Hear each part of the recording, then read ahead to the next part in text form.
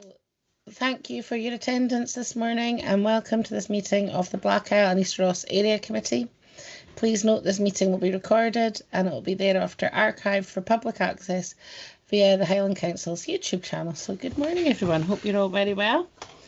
If we can start off this morning and ask, was there any apologies for absence today?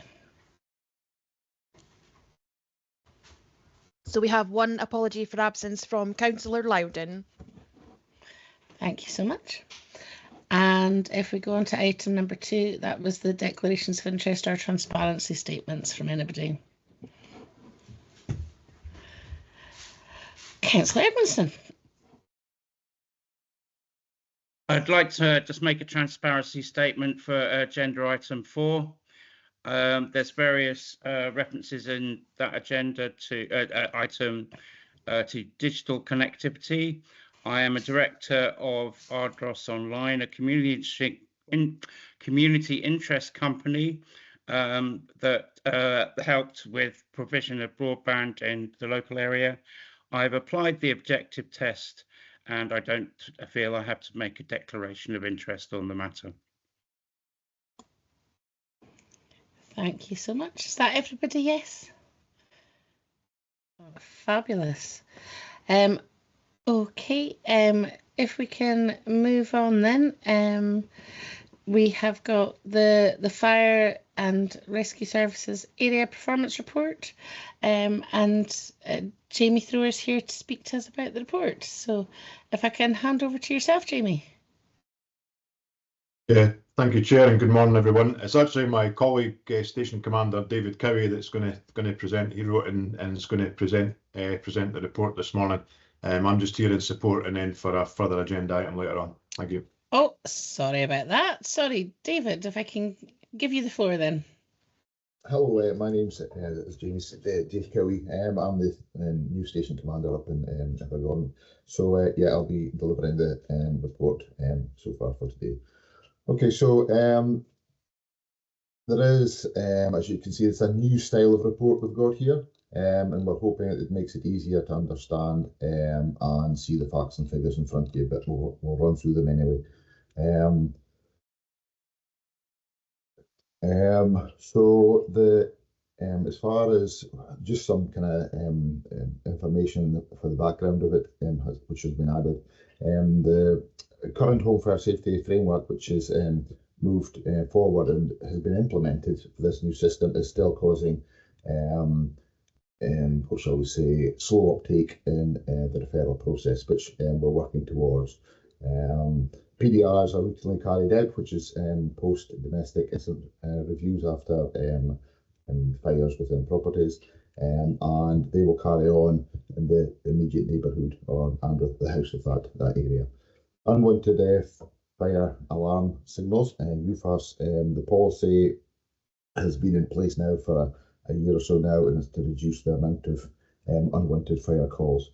And this is ongoing work with the local community to try and ensure that if there is a call, we will ask for clarification and to undertake any kind of mobilising. It says there it must be emphasised that the baseline figures for some of these indicators within the report are very low, and this can make meaningful statistics challenging. So that also the performance report shows that accidental dwelling fires are above average for the area with 5 recorded accidental dwelling fires in this reporting period. There were no fire fatalities, thank goodness, and no fatal fire casualties either. There were 20 deliberate fires in the reporting period, and there were 4 non-domestic fires within the period. Special services. Sorry, David. Sorry, David. I'm just seeing that some of the members are struggling to hear you. I take it your microphone is like switched to the headset and not just on the laptop, is it? Okay, stand by. I do apologise about that. No problem.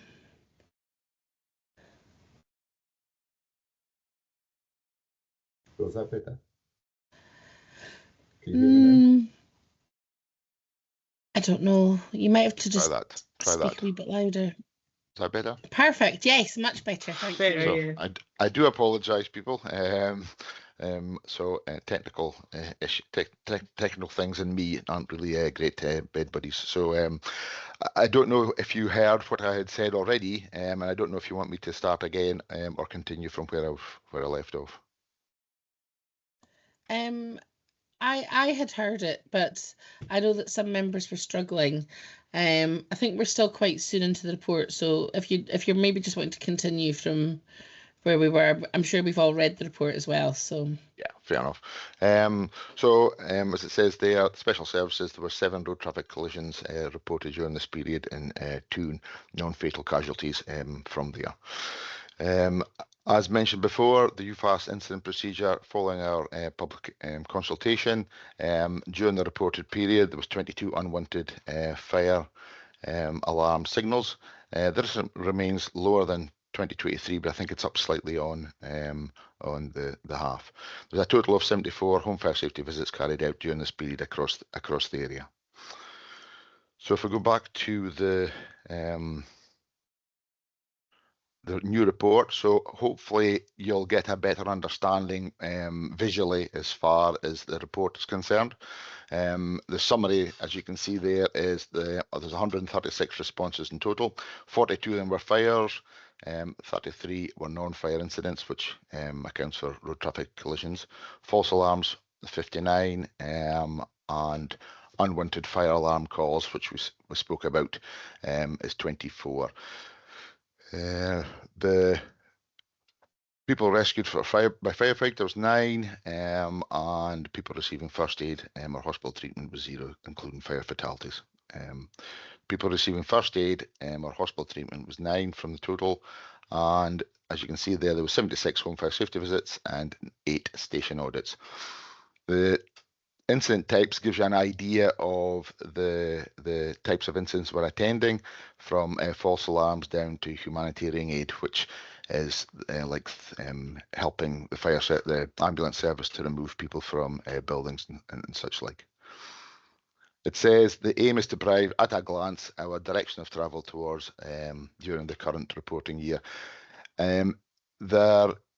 This is a new report, so we're trying it out. I think this is the first time, so it'll need, I don't know, as time goes on, if we'd prefer to have the narrative in with each slide, or if I just go over the narrative beforehand or during.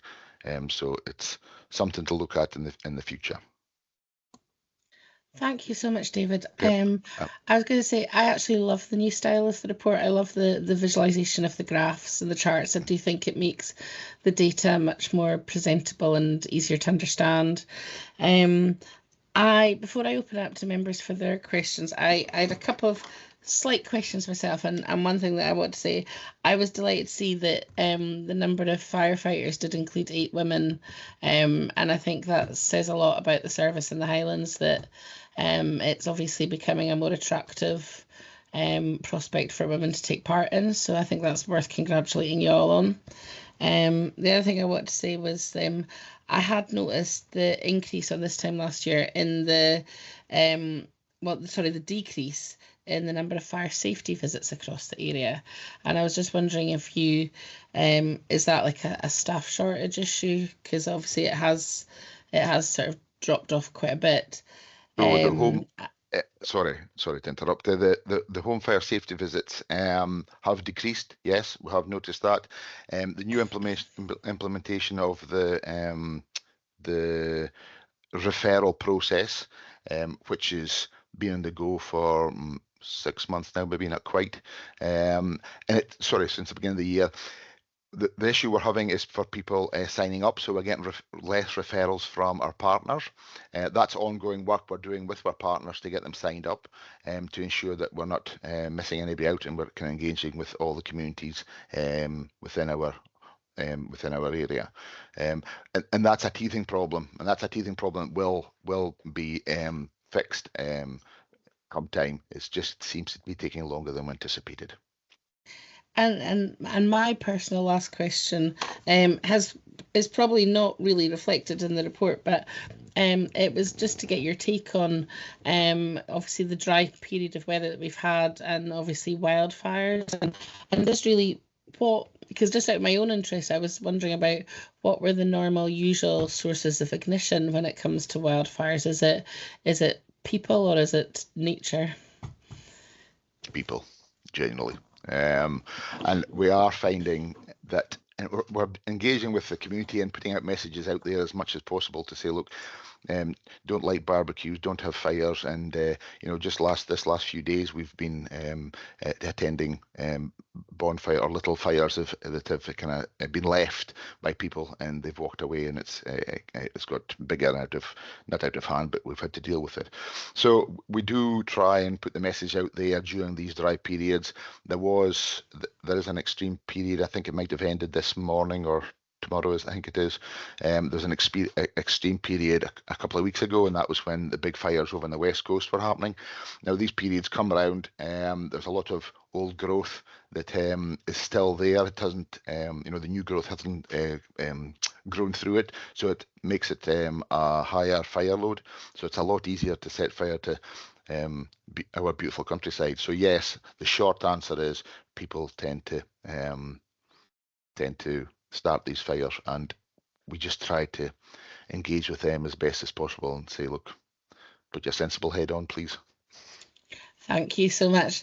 Because I know it must be incredibly hard work trying to get a wildfire under control, especially when it's already hot for you guys. So thank you very much. You're welcome. If I can hand over to Councillor Aitken, please. Thank you, Chair. Just to say, I love the format as well. So, stick with it because it's really easy to read the information and try and take it all in. I wanted to slight pivot on page 21 to talking about antisocial behaviour prevention. It's just awful that the place had to close. I mean, that really is just the most, a real indictment, isn't it? When you say we have productive meetings, what does that actually look like? And what does it mean? What happens? And would the fire service initiate these kind of meetings? If you go to, if you see kids kind of lighting fires and whatever, because there's always a bigger picture, isn't there, as these meetings are about.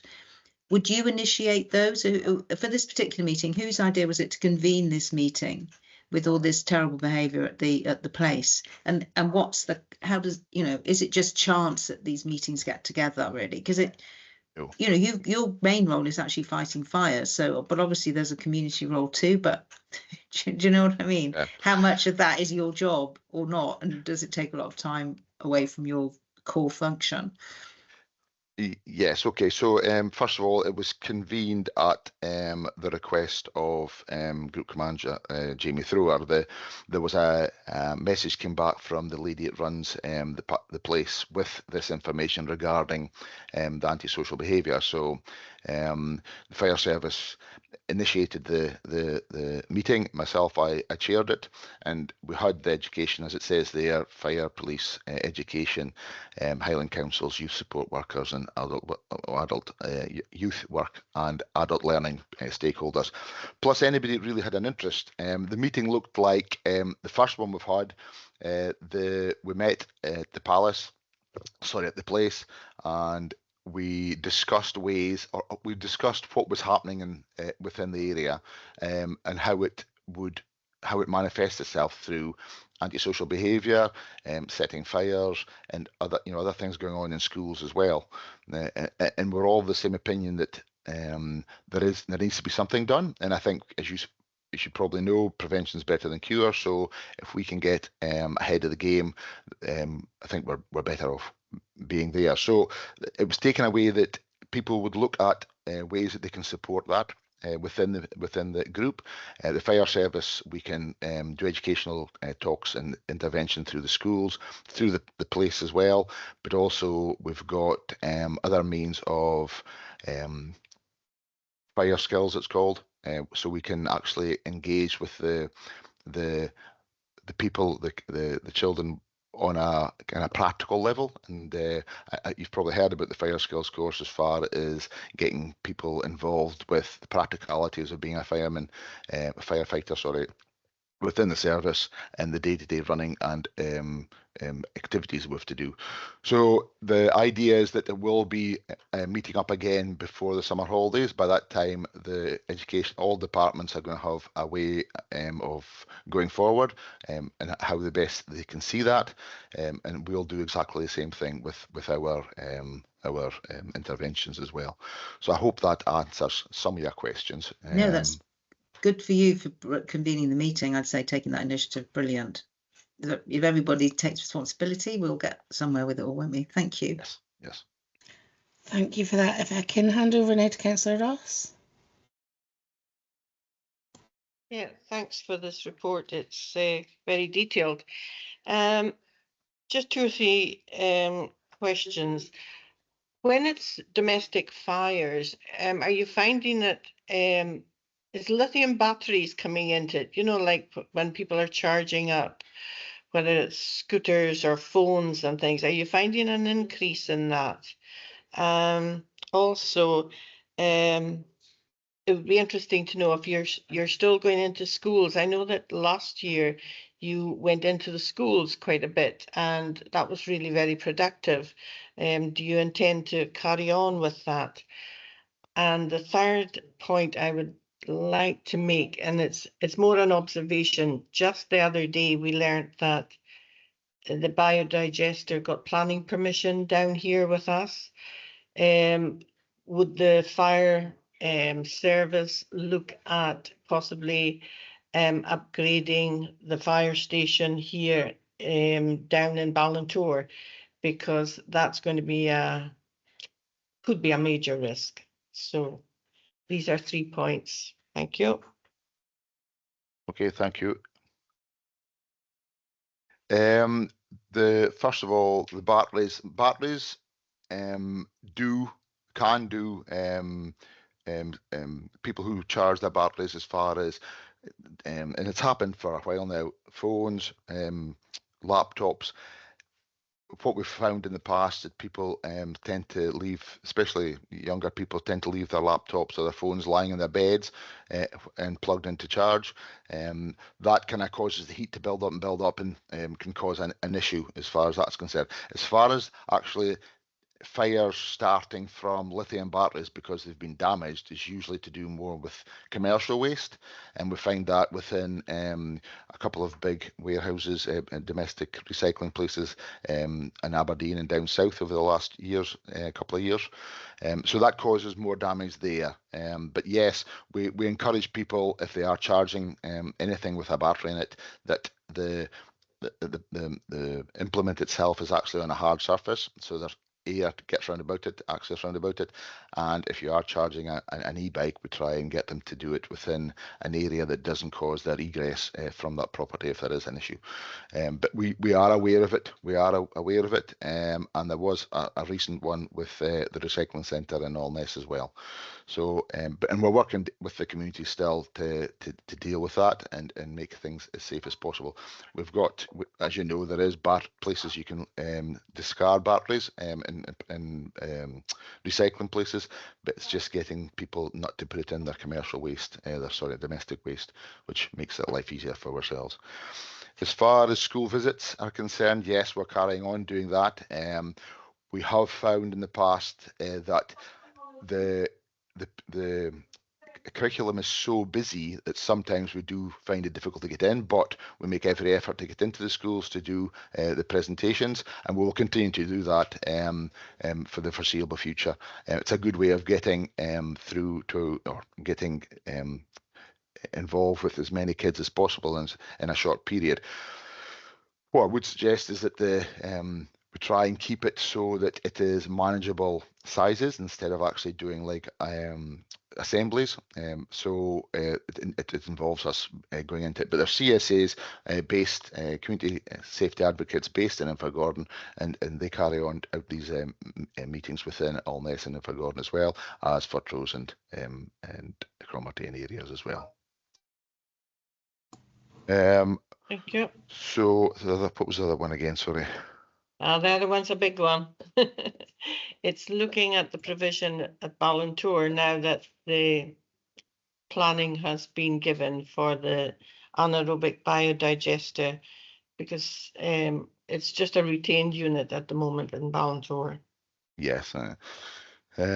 Well, it's as you probably know, the new plant in Ballantour will be subject to local authority planning permissions, and the fire brigade will be, or the fire service, sorry, will be involved in this process going forward, and that's kind of all I know at the present moment as far as that's concerned. So, sure, it's a short answer, but no, I didn't expect a full answer from that one, but I just thought I'd put it into the fray at this moment. Thank you. Okay. Jamie, are you wanting to come in there on that one? Just because I noticed your hand went up. Thank you, Chair, and I apologize to jump the queue. It's just in relation to that specific point and just to support what David says. But yes, yeah, obviously the risks within station areas is always under constant review. That's what we do as part of our local planning. And certainly anaerobic digesters are not unusual within Highland, and we've certainly got well, one of the most recent ones that I had a familiarisation visit around was the one it's covered by Nairn station, which is the retained station as well. But just for assurance of members, we would always review in light of any new developments. We would always review the fire service provision. We're involved in the planning process, and then we would carry out operational intelligence visits on any premise based on a risk-based approach as well. Obviously, once they were built and fully functioning. So certainly, yes, we're aware of all the developments, and we'll be constantly monitoring that and be happy to update at future committee meetings. No problem at all. Thank you very much. If I could hand over to Councillor Coghill now, please. Thanks, Chair, and thanks for the report, David. It's really comprehensive and clear and easy to understand. I just wanted to circle back to the wildfires. I just recall on a wee holiday I had back in New Zealand, where they made quite extensive use of roads signs by the roadside with a dial from low to high, where to extreme, and it was a very visible indication of the fire risk, and created well, an awareness in anybody using the roads of the prevalent risk. I can understand that there's a cost involved in maintaining that and keeping that up to date, but is that something that's anywhere in your plans or consideration? Thank you.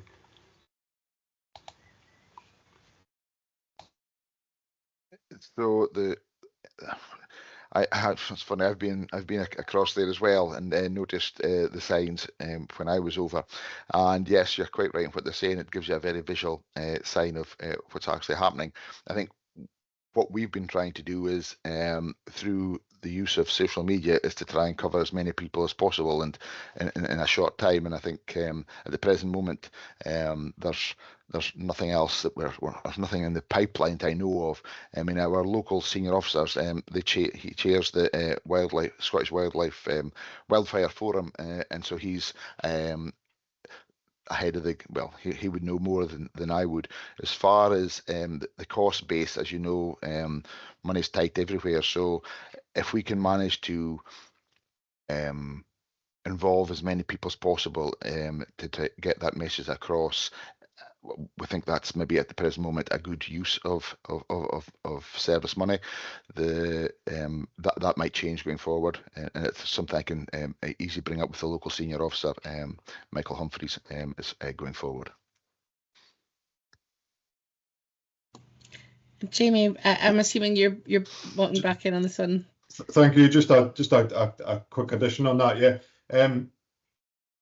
Yeah, I don't want to repeat what Dave just said, but yeah, we've used social media just through the we're conscious that's not going to catch everybody, but just as we all know, all members will be aware that just the remote, rural and geographical area of Highland, you know, it can be, that social media aspect allows us to capture a large area. But it is something we have used, and we try and use it, just maybe try and just keep it for the extreme times where the impact will be largest. So just exactly what the councillor was saying about road signs. So the matrix signs that's on the A9, specifically the one on the approach to the Keswick Bridge, we've used that one as more or less a one-off. Once or twice we've used that really just for support from our partners in Transport Scotland. We got in touch one of the weekends last year, it was when the wildfire risk was extreme during the kind of Easter holiday period. So yeah, we've used the matrix signs in the past, and that's a collaboration that we've got available to us. So as I say, you've seen the matrix signs. There's another one as you come off Tor roundabout, you know, getting it more into this, closer to this actual committee's area, as you come off Tor roundabout, that matrix sign. There is opportunities for us to get a message on that. You know, obviously trying to catch those that may be coming into the area to camp and etc. And that really links in with one of the questions that came up earlier on that I didn't come in on. There was actually a start on social media, and apologies, I can't give you the exact percentage, but I'm sure social media did actually have a percentage number, but it was ultimately saying that the vast majority of wildfires have a human element.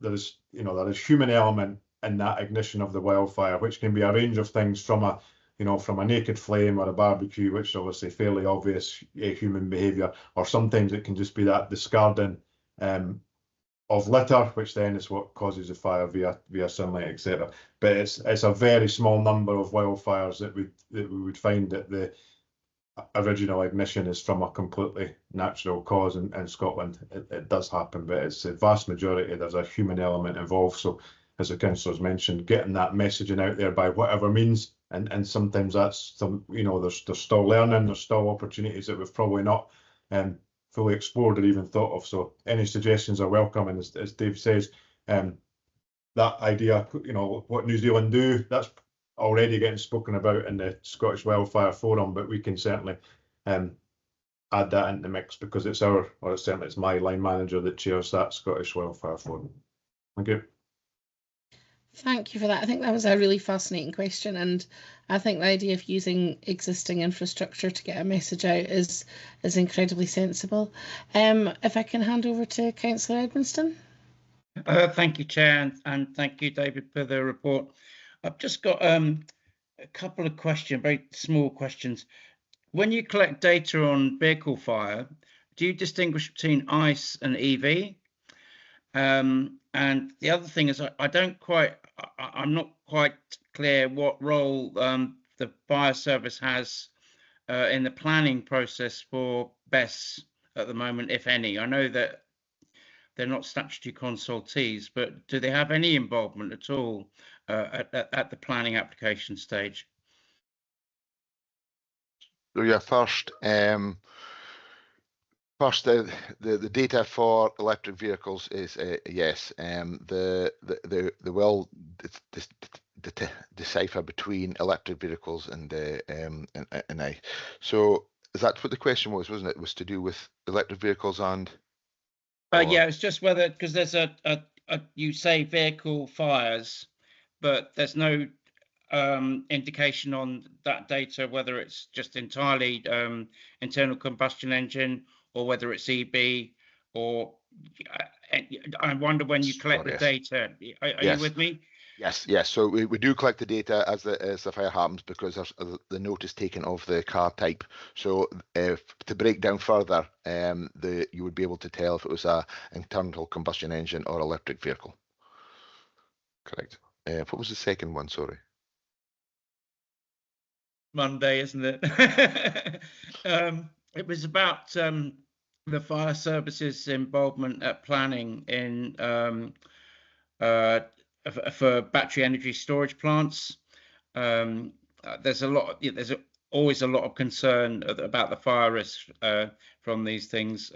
I'm not making a judgment whether it's founded or unfounded, but I wanted to know what the fire service involvement was when there is a planning application for battery energy storage plants. Yes, we get involved with we're consulted on the stage at every stage there is, and we're invited to come along and to give our understanding, and if we've got any objections, which is done through our fire safety enforcement department. So yes, we are involved with it at every stage. Thank you. If I can hand over to Councillor McCallum then. Thank you very much. Most of my questions have been put forward already, so I'll keep it brief.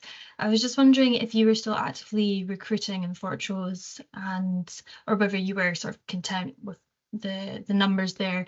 And I also just want to say a huge congratulations to Ballantyre Community Fire Station for their 50th anniversary. I think it's absolutely fantastic. When I was reading it, I was really blown away by the commitment there. So I just wanted to highlight that, and to hopefully you can pass on our thanks to everyone there. Yeah, I quite agree. As far as Fortrose is concerned, no, we're always recruiting. We're always looking for recruits. It is an ongoing recruitment process, really, because of personal factors and various things like that. People come and go, so we're always looking for new recruits. And Fortrose is no difference. There is usual recruitment days are kind of set up maybe once or twice a year to try and encourage people to come along. We've had a few in other various stations round about, and they've proved quite successful in the last year or so, I would say. That is, a lot of people have come forward. But I'm not 100% sure about Fortrose. Apologies, it's not my station, but I do know that we continue to try and get as many people involved in the fire service as possible within each station. I hope that answers your question. Yes, the 50-year anniversary was much appreciated by everybody. The efforts, as you say, of the service personnel there is amazing, and I think we had a great evening, and it was thoroughly enjoyed by everybody there. So yeah, it's a fair commitment, isn't it? 50 years. Absolutely. Thank you very much for that. Well, I have to say that was a very fascinating run through the work of the Fire and Rescue Service. So thank you very much for your time today. And if you can pass on our thanks to all of your various teams for their ongoing hard work in our area, we'd much appreciate it. So thank you very much. Thank you. Okay, and have a good day. So we're now moving on to item number 4, and I see we have Fiona with us to talk us through the Easter Ross area police plan. And so the recommendations on this paper are to consider and adopt the plan, using it as a tool to inform and support decision making, support and promote the plan where possible in terms of its consideration within other plans, development and funding opportunities across impacting the Easter Ross area, and to note the next steps for progressing the work set out in the plan. So I'll hand over to yourself, Fiona, I think. Thank you very much. Thank you, Chair, and thank you, members. Good morning. I've just got a few slides just to help introduce the plan, but I also want to welcome in Jamie, who's staying on for this item, and Kate, who are both here in their chair and vice chair roles of the Easter Ross Community Partnership, because the plan in front of you, members, has been developed under the Community Partnership banner. But let me just put some slides to help introduce this. Wait till they come through. So can everybody see that and everybody hear me okay?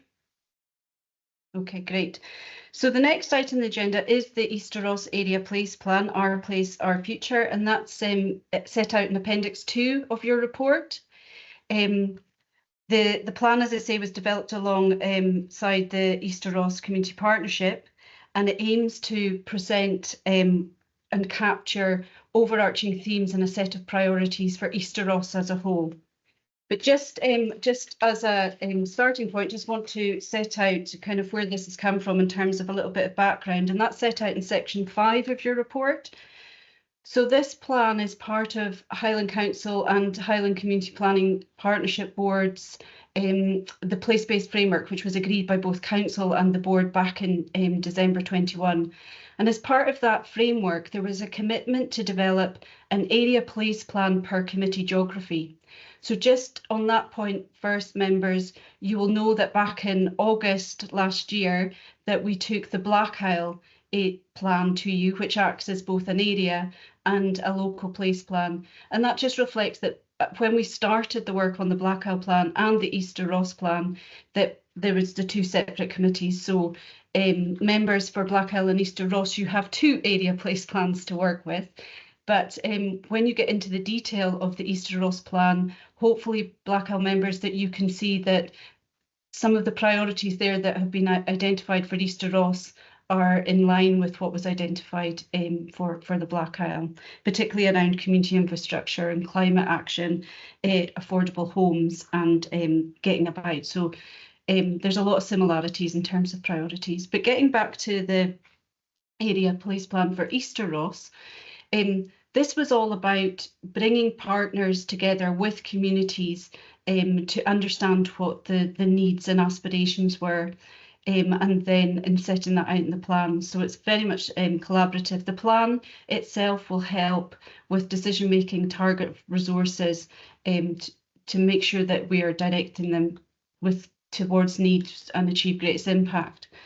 The plan itself, you'll see that it sets out the shared outcomes. It's collaborative in nature in how it was developed, but also in how it will be delivered. There's no one organisation that will be able to achieve the things set out in this plan. So there'll be priorities for ourselves here at Highland Council, but also for our partners in NHS. There'll be priorities in there that will be led by the community themselves and a role for the public sector. So it's really collaborative. The decisions around the priorities set out in the plan will help inform service design and delivery, but also help us be on that front foot for when any new investment or funding comes on board. And the plan itself is aspirational, but we think hopefully realistic, but it will set out, some things will be able to be achieved in the short term, but other things will take longer to achieve.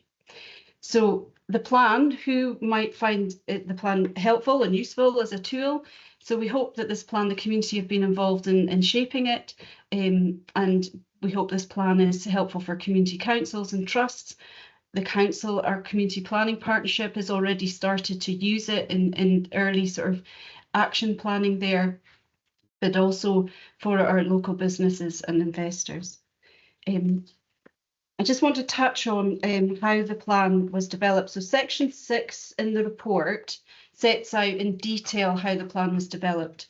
So the Easter activity for the Easter Ross plan started really in 2023 and took place over 23-24. And the first job we had, and we drew the representatives from the Easter Ross partnership. We set up a stakeholder a group which kind of was driving all the engagement and the planning for it and taking back the findings and writing the plan up. We had some workshops involving 22 individual organisations across both public, third sector, community and private sector. Along with all the other areas in Highland, we put out a Highland-wide place standard survey. That was also part of informing the Highland Local Development Plan. So there was a return of 87 for Easter Ross in that, but which we were able to sort of add into the other engagement.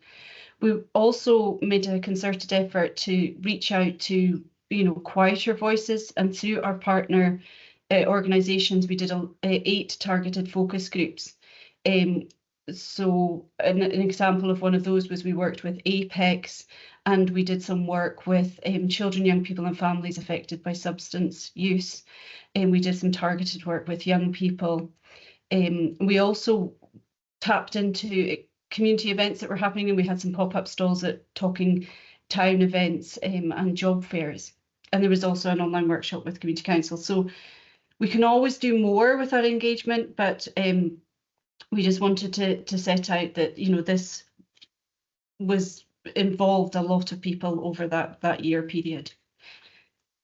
So getting into the plan, section 7 of the report starts to set out kind of the priorities in the plan, starting with that overarching vision for Easter Ross, which centres on working together to create the conditions for communities to be engaged, attractive, sustainable, thriving, empowered and resilient.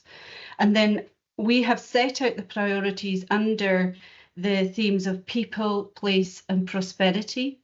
And that just reflects obviously the strategic themes within the Highland Outcome Improvement Plan, but we look to show within this plan how our priorities in action in Easter Ross are contributing as well to that strategic plan for Highland. So under people, place and prosperity, people, we've got priorities there about mental health and addiction support, priorities to address the issues around the ageing population. And there was an ask around community infrastructure for community hubs to respond to just better service delivery, meeting the needs of people, and in particular priorities around youth and family support. Our place priorities focus around getting people about, active travel and connectivity, public transport, particularly in the more rural parts of Easter Ross where services are not particularly great. Around housing development, there's a pressing need for affordable housing, but also mixed housing available. And also there was comments there about meeting the demand that new opportunities such as the Green Freeport will bring. Within prosperity, there's a focus around job creation and training, sustainable tourism. Quite early on in the engagement, communities and development trusts talked about having a more joined up tourism offer across Easter Ross as a whole, and there's a focus on there about community wealth building. How the plan will be used. So the plan is as I said, it's to be used by all those that have an interest or are responsible for providing services in Easter Ross. We see this as a helpful tool, first of all, to gain an understanding of what the local needs and opportunities are. We've touched on already about informing service design and delivery. This as well is about linking with other developments that are happening, supporting communities perhaps if they're developing their own local place plans, supporting service design and priorities around new investment, as I say, like the Green Freeport. So the next steps. So as this was developed, closely aligned with Easter Ross Community Partnership, we have already set up 3 working groups within the partnership under people, place and prosperity. So there's, an emerging framework there that we can start looking at the priorities, the aspirations set out in the plan and bringing partners around the table about what we can do about that. Action plans, particularly around our people, and Kate will be able to speak to this, our people working group, action plans are beginning to emerge using the data that we gathered, through this process.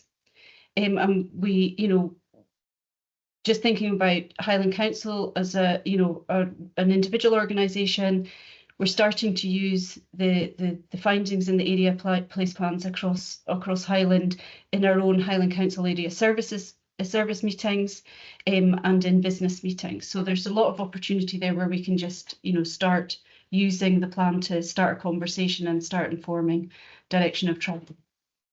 So that's just in terms of the introduction, Chair. I'll hand back to you, and we're very would welcome any questions about it. I'll stop sharing.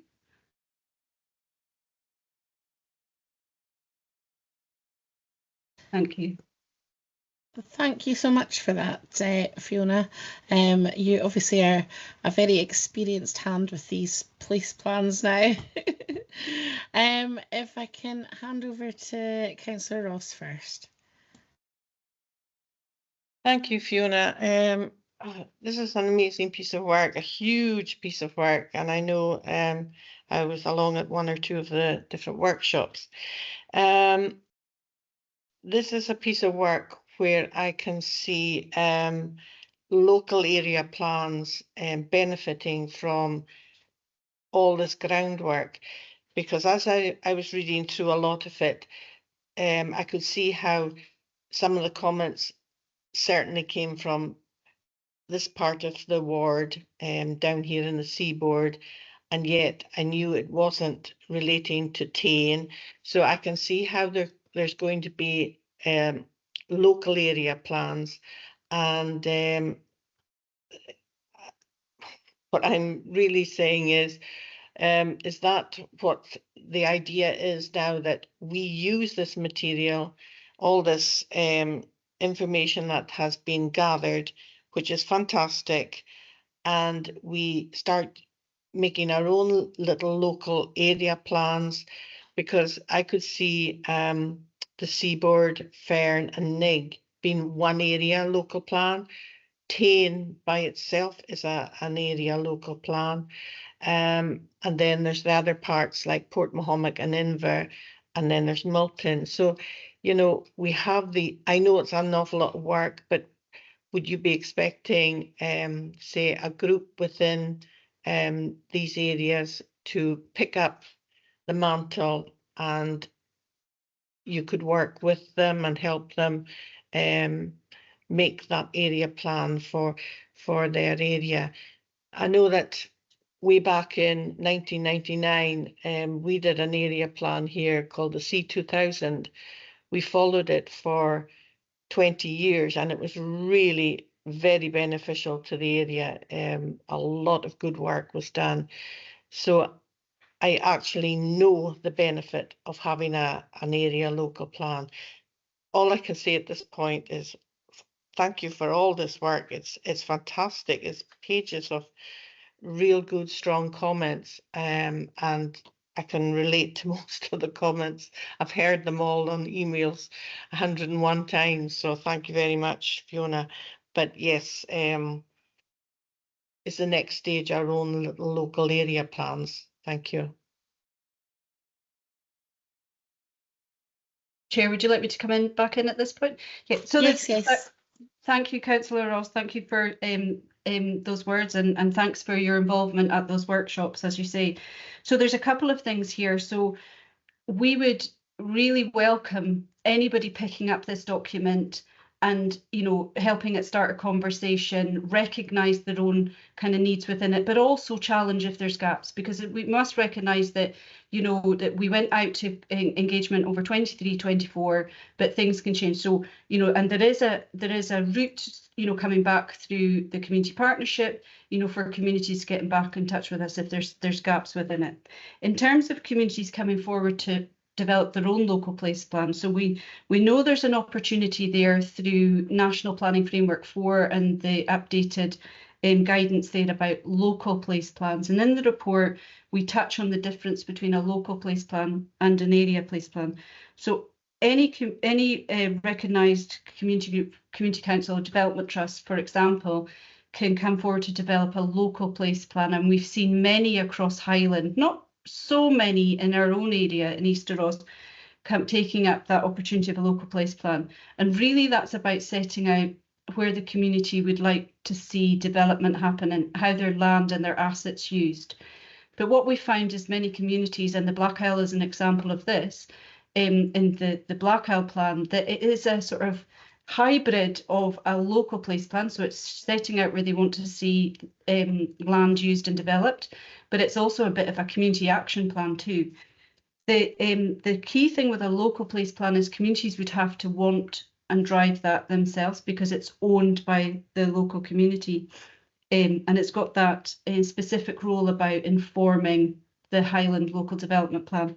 But what we have found, communities that have their own community action plan or local place plan is now, that you're right, and you've just spoken about there, you had a community action plan that you used for 20 years and it helped sort of plan and prioritise things in the community. We do find that where communities do have, are working to that it really helps them focus, it really helps them bring partners around the table to do work.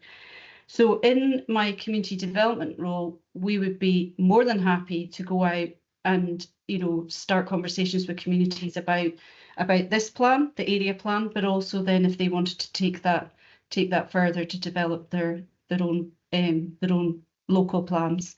But even within this plan, you know, some of the priorities that have been, or potential actions that, you know, will fall out of that, will be for the community themselves to take forward, you know, where appropriate, and others will sit with public or private agencies. But yes, we would encourage and support any community to, you know, take their own plans forward. Thanks, Fiona. Thank you so much. If I can pass over to Councillor Cockle now, that would be great. Thank you, Chair, and thanks, Fiona, for this report. It is a fantastic piece of work. I can't commend it enough, and I recognise so much within it. As Councillor Ross was saying, the communities have certainly been clear in their messaging as to what's missing and what's required in many areas. So well done for capturing all that, and you know, this is a great resource that we can all use. In terms of sort of weaknesses, or maybe it's an opportunity. One of those is the stats and employments. You know, so that's a Inner Murray Firth stats, which includes Inverness. So that, you know, it's what we've got, I guess, but certainly it highlights a need to me to get into the nitty gritty with individual communities and employers to see what their hopes and aspirations are for employment and training opportunities going forward.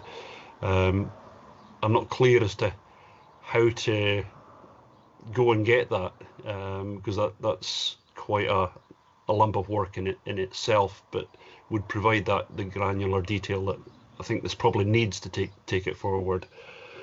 In terms of the plans, I'm really delighted to hear that there's an offer of support for local communities to take more locally based plans forward. I'm not sure what that support might look like. Certainly, those communities that I've spoken to have, you know, highlighted that it's probably a project officer. It's, you know, it's a big lump of time to be able to drive that through with individual communities, because there are community capacity issues. You know, sitting in Invergordon here, and you know, there's a small number of enthusiasts within the town trying to do little things, or you know, some quite big things, but you know, there's only so many of those individuals, and they can only do so much. So, you know, I wonder how much we collectively can provide support for that to drive forward this sort of community ambition, if you like. Thanks. Thanks, Fiona, if you're happy to come Yeah. in. Yes, thank you, Councillor Coggle. So in terms of the stats, we did work with the employability partnership. So you're right, the employability partnership that covers both the Black Isle and Easter Ross is the Inner Murray Firth. I've taken a note of that to get back to my colleague who leads on that, just to see about drilling down as much as we can into Easter Ross, because that will be really helpful for the prosperity working group.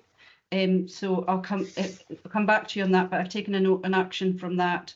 And in terms of what the support looks like, so, you know, in my previous role, the place planning role, we worked with our colleagues in development plans about promoting the opportunity to communities around developing their own local place plans.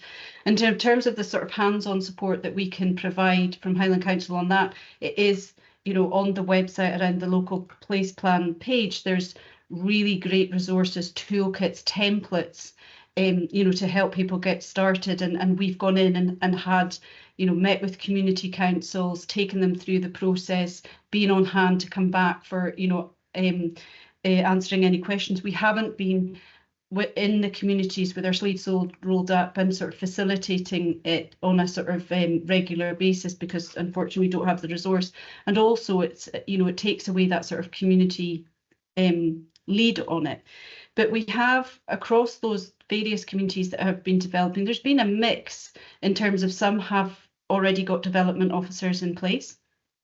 Some have drawn on funding through renewables or through community regeneration funding to employ a development officer type role to progress that. Some have then, once they have their plans in place, have had community regeneration funding, for example, to continue with that development officer role. But we do recognise that that is a challenge for that kind of ongoing sustainability, particularly for posts like development officers. And there's perhaps a further conversation to have about that on the back of this plan for Easter Ross. Does that, Councillor Coggle, help with answer your question? Yeah, well, yeah, certainly in part, Fiona. Yep, I feel the weight of responsibility landed back on my shoulders there. So I'll take that on, and we'll take that forward. Thank you. Thank you for that. Councillor Atkin, if I can bring you back in.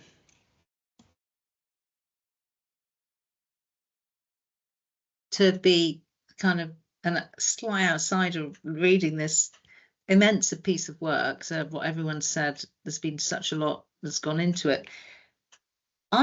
Just an observation, a couple of observations and points.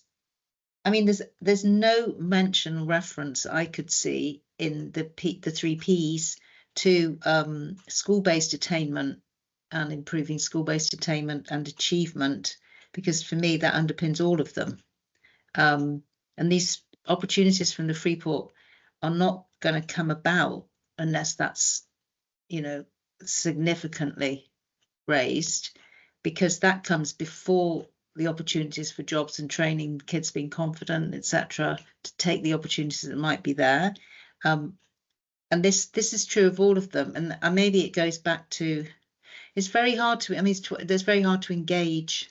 There's 21,531 residents, and yet only 87 went online.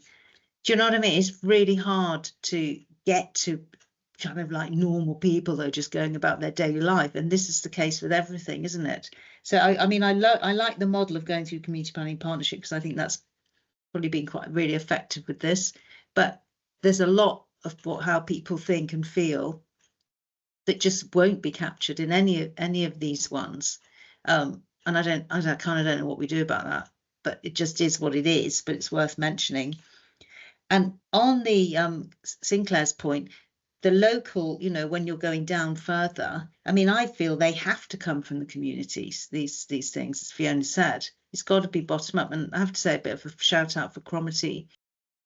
Got everyone together in their community, businesses, trusts, and everyone, and they've already started a kind of one Cromarty project, and that kind of what it has to be. And as local members, presumably we can show a bit of a lead on this as elected representatives to encourage, and I feel that's kind of our role. But we can't expect officers to come in and do that. The communities can't do that for them. Community councils do have that kind of authority, I feel. And this final point on the social values charter, it's worth reminding everyone that this depends on whether businesses sign up for it. It's not compulsory.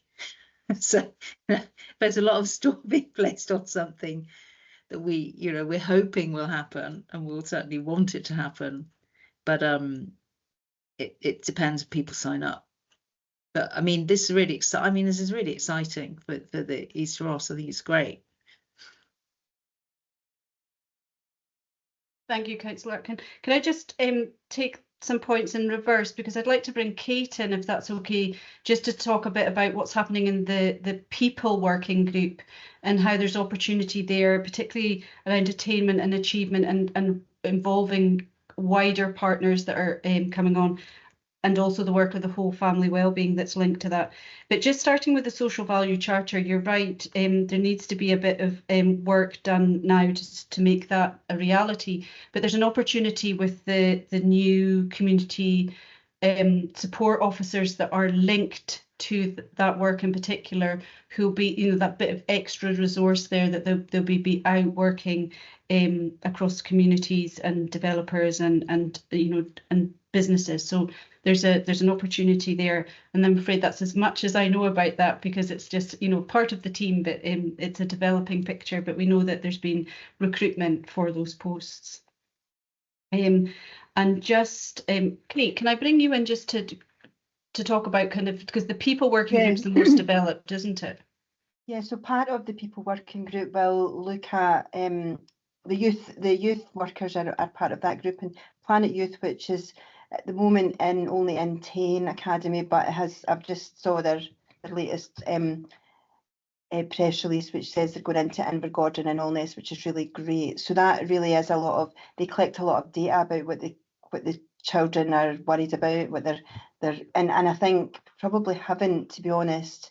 Attainment is a really pertinent point because of the opportunities for employment. I think we've probably looked more at the challenges that children have got, so drugs, alcohol, you know, all of that kind of stuff, and you know, and social behaviour, and probably we haven't really focused on attainment as much as we should probably. So it's a really good point to bring forth. We've also looked at one of the actions is a sustainable workforce. So I suppose that starts with attainment, doesn't it? We're talking about modern apprenticeships and then training of adults, but it really all starts from attainment. So I suppose that can be a developing theme that we've already kind of identified, but more from a workforce as opposed to thinking about the schools. But I suppose it needs to start there. So it's a really good point. The whole family wellbeing project is also a Highland wide project, so you'll know about that, and that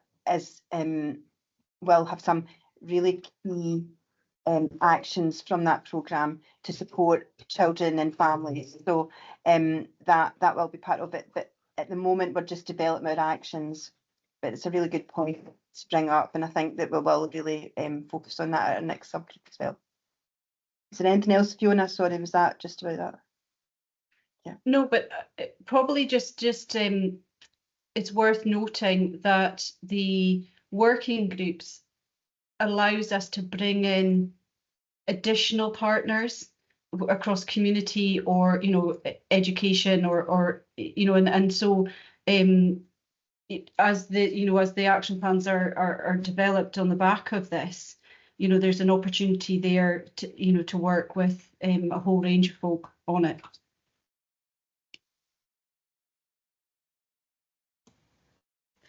Great. If I can ask Councillor Edmonston to come in then. Thank you, Chair, and thank you, Fiona. I know for this report. I know it's been a very long road. I've got a couple of quite a few things about this. I was sort of quite concerned looking at the Highland Local Development Plan that people in the area feel that there's a low indicator for like influence and control over what is happening, and I'm wondering how your aspirations as to how the Easter Ross Area Place Plan is going to increase that indicator.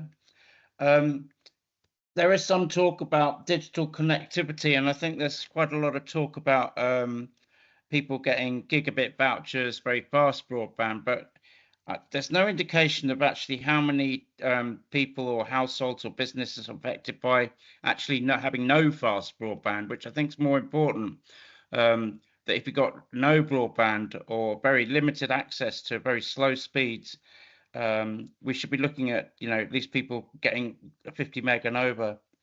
There's a few things that in the text which I'm sort of so the area actually technically expands further than the Ardili roundabout. So which you look on page 33 of our papers. There's actually a lot more significant land use in upland moorland, if you look at the map, than may be indicated. The word description of that area, which is almost half of the area, as a hinterland, so seems to marginalise it in terms of the plan. And I think one of the other point, I don't know, perhaps you could explain the thinking. Sort of dotted throughout the reports, there's various mentionings, let's say the Tomic Junction on the A9 is needing improving, and the use primarily for buildings in Tain. I'm wondering, there's lots of other buildings, say for instance in Invergordon and Allness, and no doubt in the Black Isle that need attention. And there are many other junctions on the A9 throughout the area that definitely need some kind of redesign. I've had a representation only today about it. So I don't know whether mentioning things specifically is helpful. It might just provide a focus for those things whilst ignoring other just equally important junctions or buildings in the area. Thank you, Fiona. Thank you, Councillor. So if I can just come back on this point, so that in terms of the influence and control, something that's going to be really important with all of our area place plans is how we continue the conversation, but more importantly, how we report back on progress, because we recognise that not everybody has engaged in getting the plan to this point. But the only way to get more people on board is by feeding back that this is what we heard, this is what we've done, this is the difference it's made. So there's opportunities to do that through taking a report back to committee on a regular basis, on an annual basis. There's opportunities to report back through our community partnership and how we communicate and get the message out to the wider community. And I think by that will help improve that sense of we have an influence on decisions that affect us, I think. But if people start seeing kind of seeing and hearing things changing, with the digital connectivity, this is where there's an opportunity through the 3 working groups and the action plans. You'll see members that in the area place plan that is setting out the priorities. It's got the beginnings of a sense of direction on what could happen, but there's not a detailed action plan attached to that, and that's part of what the next steps are. So certainly there, and we cut this is sort of strategic, and those action plans would have a lot more detail. So there's opportunity there in responding to kind of that digital connectivity. I'm not the expert on that, but that's where we bring in the services and partners who are. But so there'll be opportunity there. And the Tomic Junction, certainly in the engagement that we carried out, the Tomic Junction did come up quite often. But you're right, there's other pressure points along the A9. But I think the plan is already beginning to do what we hope it to do by starting that conversation, identifying that there's other gaps, that again, through those action plans of people, place and prosperity, we can start marking, down the other kind of pressures, challenges, gaps. So already it's kind of doing what we hoped.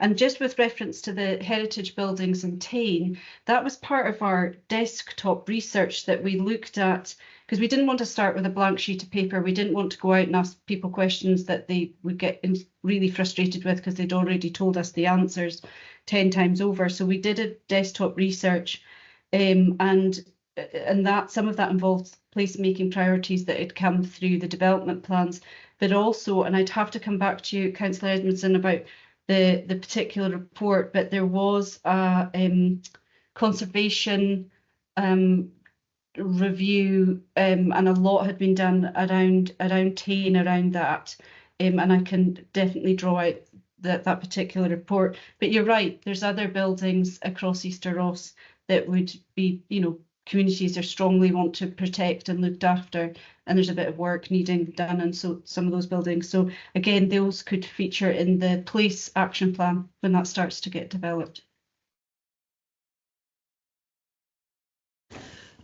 Sorry about that. Thank you. Councillor Ross. Yeah, sorry for popping back in, but when you were speaking, Kate, have you been working with Youth Highland at all? Are they one of the partners in who you've been working with, because I know they've done a huge piece of work. They've interviewed over 500 young people, and I was actually at an event about 2 weeks ago where they had done a piece of work in conjunction, well, Associated British Ports had actually helped them with this piece of work, probably by supporting them with some funding to put it all together. But they, at the event I was at, they interviewed 5 young folk who were in their 6th year. They were just ready to leave school, and it was all to do with green energy and the opportunities that there were there for jobs, obviously. Now, out of that 5, only 3 of them wanted to actually do a graduate apprenticeship.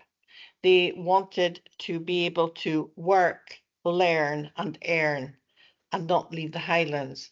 The other 2 were keen to go away to college or uni, but there's the other 3 who were wanting to have these apprenticeships said there was not really much for them. So, you know, it would be good to speak to Claire, the woman who leads the Youth Highland, and find out what information was coming in from young folk, because that education, as Sarah said, is really, really important. We've, well, they're the future. So that must fit into a local plan or even an area plan. Thank Yeah, you. so I do think that we did, but I would need to, there's lots of different titles for lots of different groups. So I think we could definitely investigate that, and if not, then we can definitely get in touch with them. It's a very early stages, so the research would be really valuable to us. And I think from a modern apprenticeship perspective, there is quite a lot of focus on that, and I suppose that might also cross-cut into the sustainability, prosperity group as well. Round about the employability partnership. So I'm sure that's all in the mix, but we can definitely make sure that it is.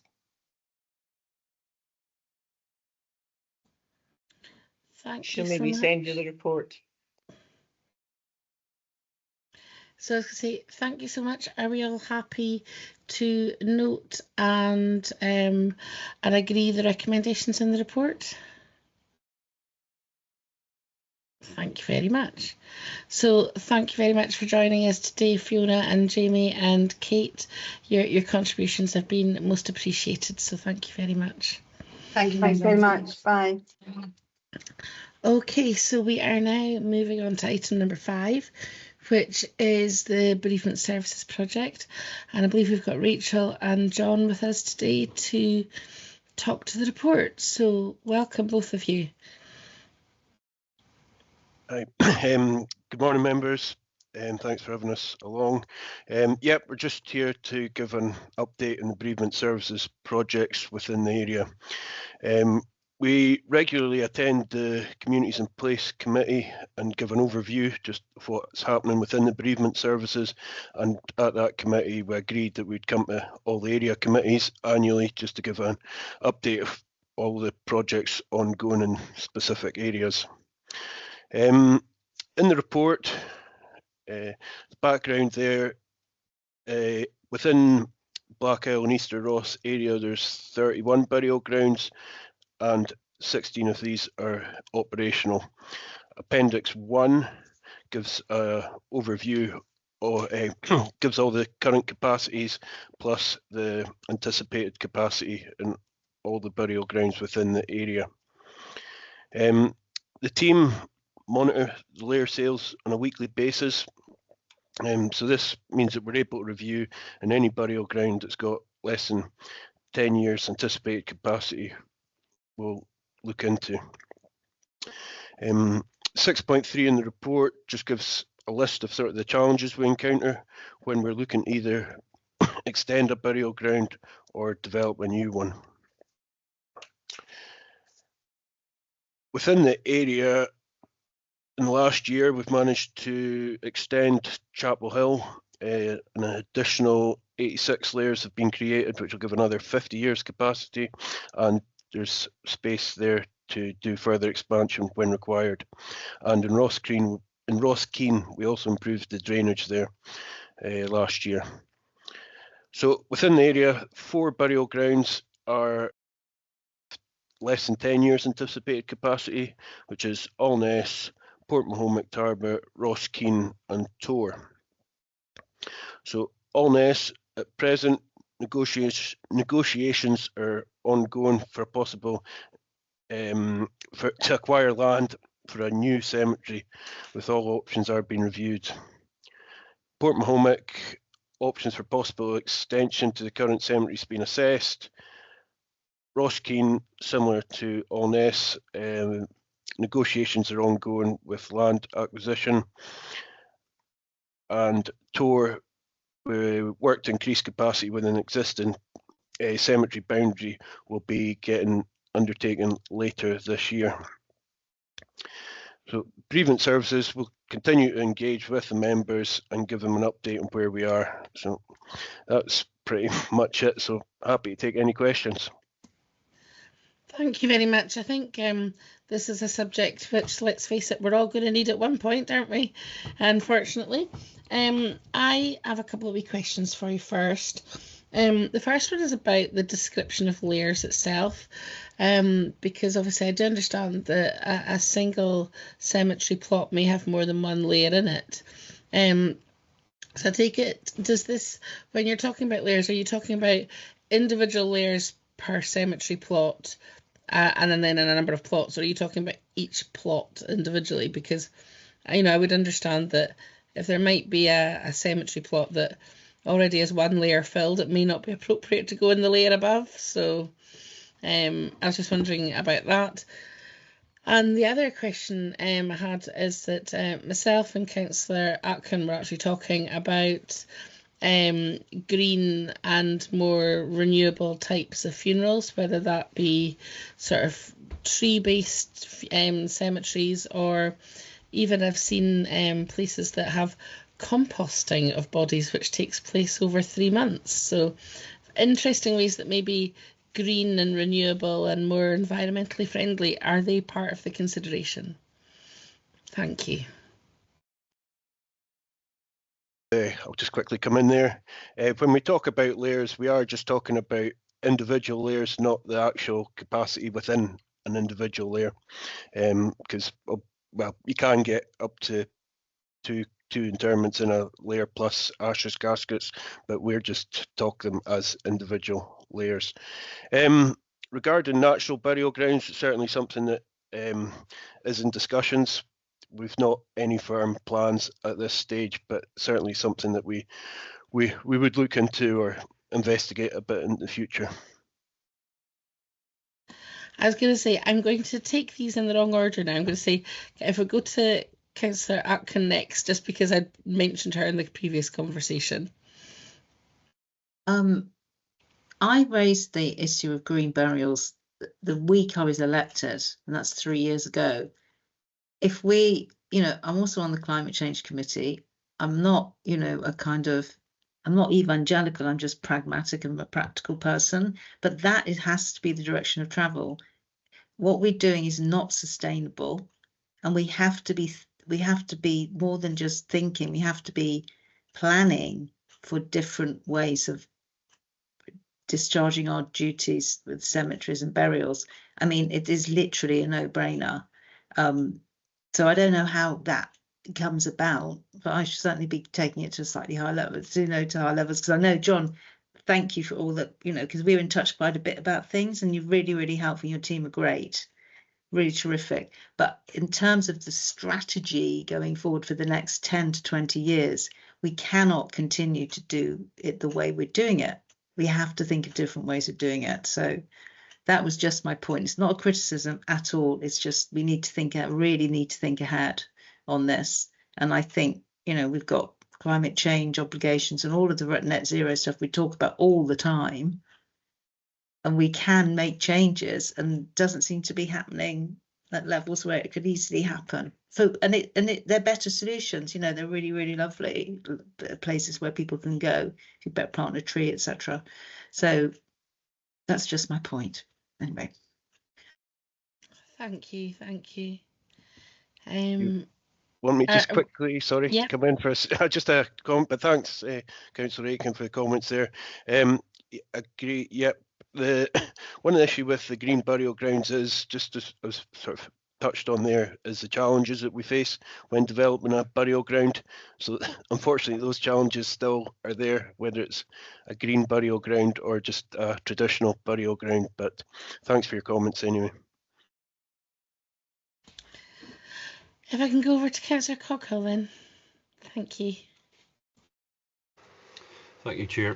Thank you, John. I think I'd like to echo Councillor Atkins and Johnson's calls for greener ways forward for dealing with end of life, not necessarily burial or cremation, but other options. And it's probably just getting that discussion out there, so that it's something that communities are discussing and normalising a different way, because I think as Councillor Atkins say, it's not sustainable to just create more and more burial space. We've got lots of other uses for land. Yeah, it's not a comfortable discussion for anybody, but it's coming to us all, as Chair mentioned.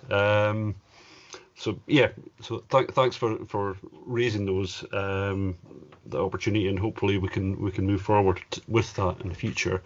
Just getting back to some of the specifics in the report, you're looking at, I think you said, new burial grounds for both Alness and Roskeen, or is that extensions to the existing burial grounds?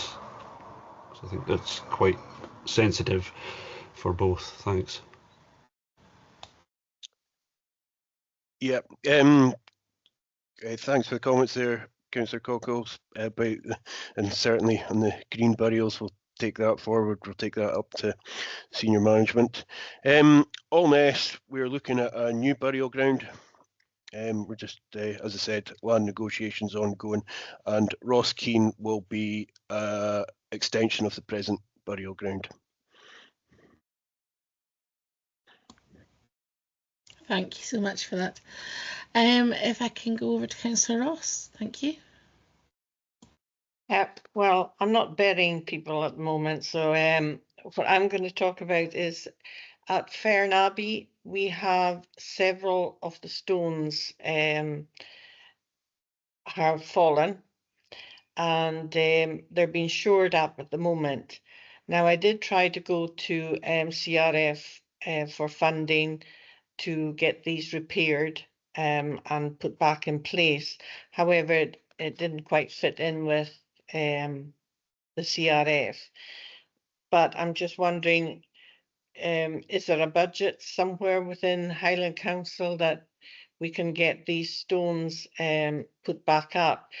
The problem is that although it's an old cemetery, it is a cemetery that is still, you get people going to it, to their grandfathers and grandmothers and such like, and one or two people have been quite upset that the stones are just left lying or just shored up on a rather awkward angle.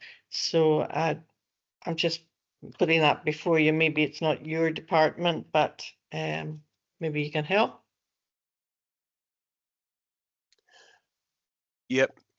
Thanks, Councillor Ross. Yep, memorial safety is a big issue across the whole of the Highlands. It's on the back of a fatal accident inquiry that we have a legal duty to inspect all the memorials every 5 years. We're probably in year 2 of that at the moment. Again, just getting the process in place. We have a very limited budget for it, unfortunately. headstones are not owned by the Highland Council, and our priority at present is the health and safety within the burial grounds. I understand Fern Abbey historical burial ground, there's probably not going to be many families about still to take care of the stones, and that's something that we'll have to take back to committee at some point, how we do deal with or attempt to deal with stones in that situation.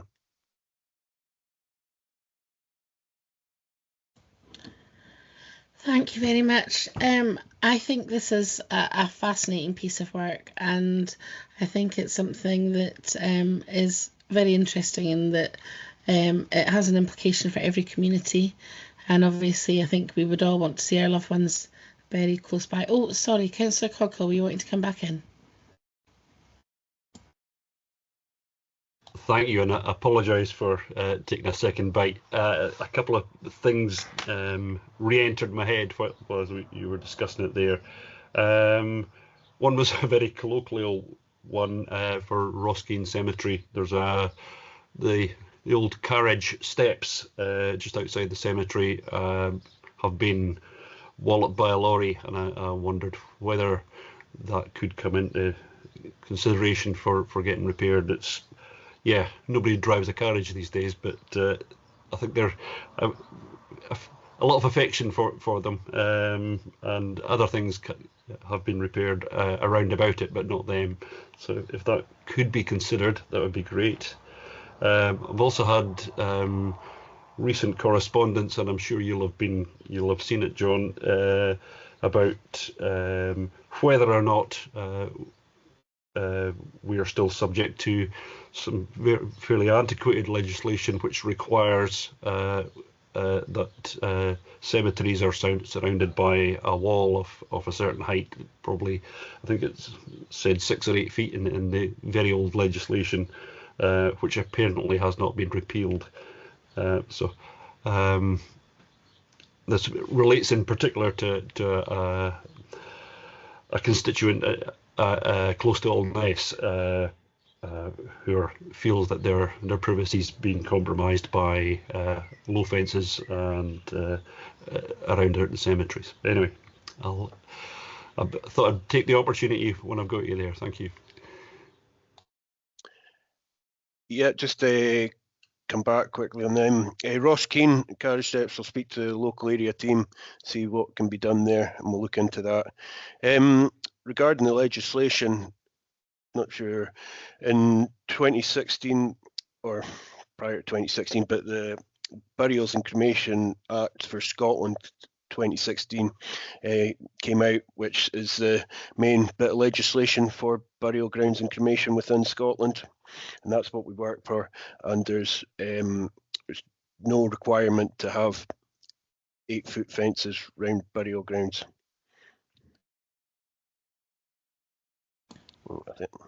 Thank you for that. Thanks for that. So the last very quick question I had for you was that how is the purchase process going ahead for all of these sort of additional spaces that you're needing?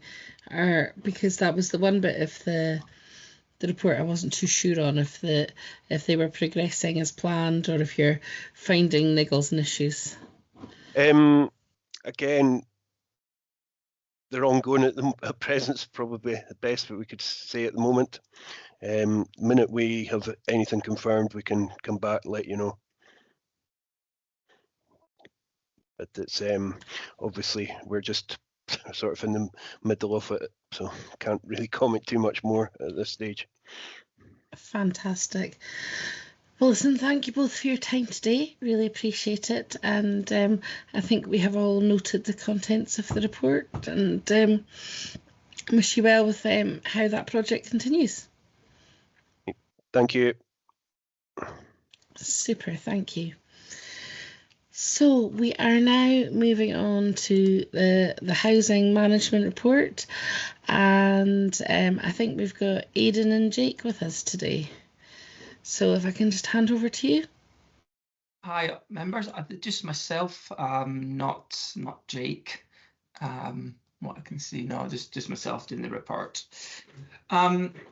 So I'll be delivering today's report that's covering housing management, allocations and homelessness for the East Ross and Black Isle ward. At the last committee, I gave quite a detailed walkthrough of the new report format, as there was additional content because we no longer had the repair section. So I went into a kind of more depth into each section to make sure nothing was overlooked and we knew what was kind of now being reported on. This time I'll take a bit of a less focused approach in each bit and just highlight the key areas that I think are particularly important, or I believe there's clarification might be helpful. But of course, if you want to know any more details in any part of the report which I've not gone into, just ask me at the end of my little spiel here. In terms of rent arrears, we've had positive progress on rent arrears, particularly in Ward 6 and 7, where we've seen a significant reduction compared to the first quarter of last year. This is down to the hard work of our housing management staff who've supported tenants to set up payment plans and in some cases proceed with bankruptcy arrangements. We've also seen arrears fall through tenancy ending and a small number of evictions as well. One of our most encouraging figures is the gross rent arrears as a percentage of total rents due, which has now dropped below 7%, which is bringing us closer to the Scottish Housing Network benchmark. We continue to take an appropriate enforcement action when all other options have been exhausted with regards to rent arrears. So you will have noticed that over the past quarter, we've increased the number of court actions that we've initiated. The reason for this is I conducted a kind of full rent arrears review with each of the housing management officers for their patch. And we were reviewing the highest rent arrear cases and where we felt there was no meaningful reduction of rent over the last year, or in some cases where rent arrears has increased. And despite significant officer contact and contact with myself as well, we decided to take the action to pursue legal recourse to hopefully bring about a reduction in rent arrears. That said, our aim is obviously not to evict our tenants, and in some cases already simply initiating the court proceedings has led to positive outcomes. One individual, for example, is now engaging with citizens' advice and initiating bankruptcy following the court action initiation, which will clear £3,000 of debt from our account and whatever other debts she may have related to council tax, etc. The one eviction that's reported from Q4 wasn't in relation to rent arrears. It was in relation to serious property damage. In terms of antisocial behaviour, just a reminder about this data set. Cases are considered resolved once they're closed on the system. So by the end of Q4, 85% of all antisocial behaviour cases that were closed in 2024-25 had been opened, during 2024 and 25 have been closed. Those that are still open, so that's 15% that are still open, are either complex cases that have just been running for quite a while because of the complexity, or they were opened late into this financial year, so they've just been carried over because there just isn't enough time to kind of look for a resolution regardless of the complexity of the case.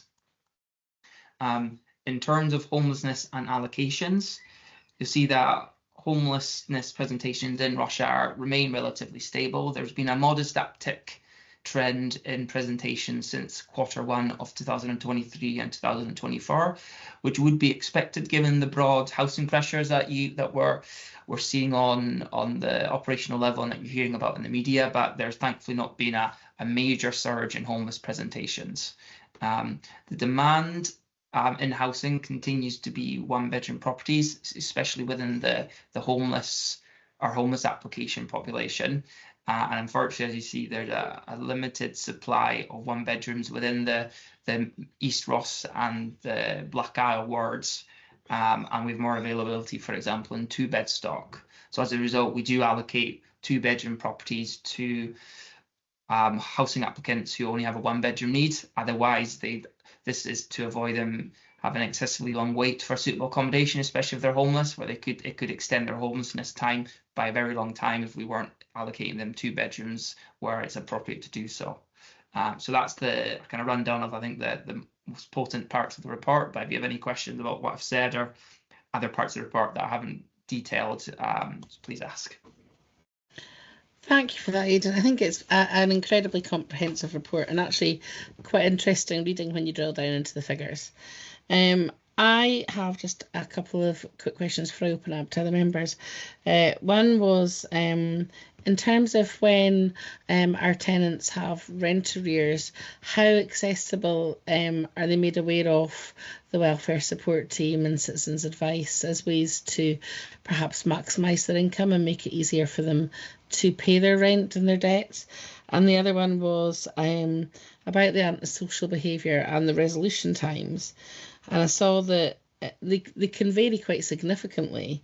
And I was just wondering how much we're working with other agencies such as social work, police, fire, in terms of finding the resolutions for these antisocial behaviour incidents.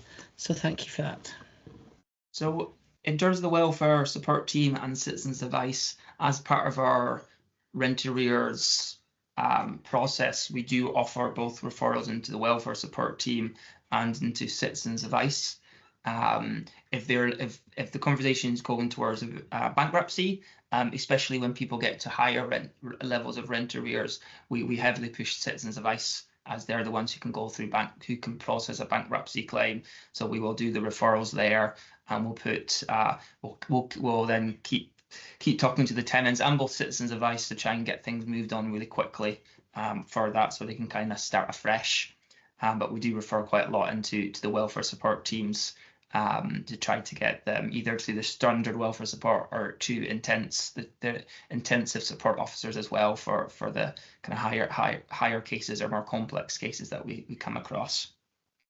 In terms of antisocial behaviour, every week myself, Fiona Shand, who's the Principal Housing Officer for the Mid-Ross area, and representatives from Cairn and Alban meet with the police in what's called Safer Ross. So this was stopped for a while because of clarifications over data protection, but it's restarted a few months ago, at the beginning of this year actually, where it's just the police and the housing services, where we discuss a wide range of ASB cases that have come to the police through their actions, and just come up with if joint action needs to be done, or making us aware of things, because we're not always told about ASB on the estates, etc. So that's really helped us with it coming back, for us to be able to know what's going on the ground and talk to the police about what actions that we can kind of take jointly or solely.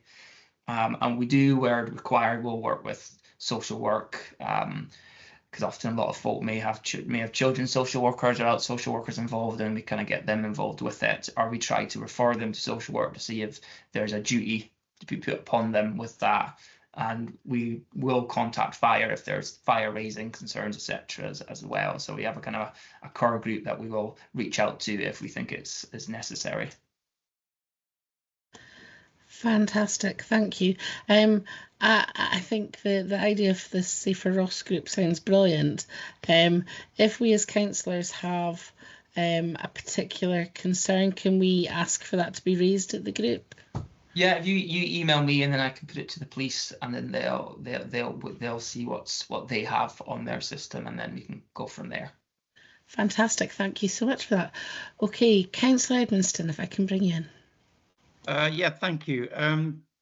Aidan, I'm just looking at the graphs, because on 8.4 and 8.7. Is it possible to put a best fit line in these? It's sometimes difficult to see trends, from a load of figures next time they're presented. Is that going to be difficult?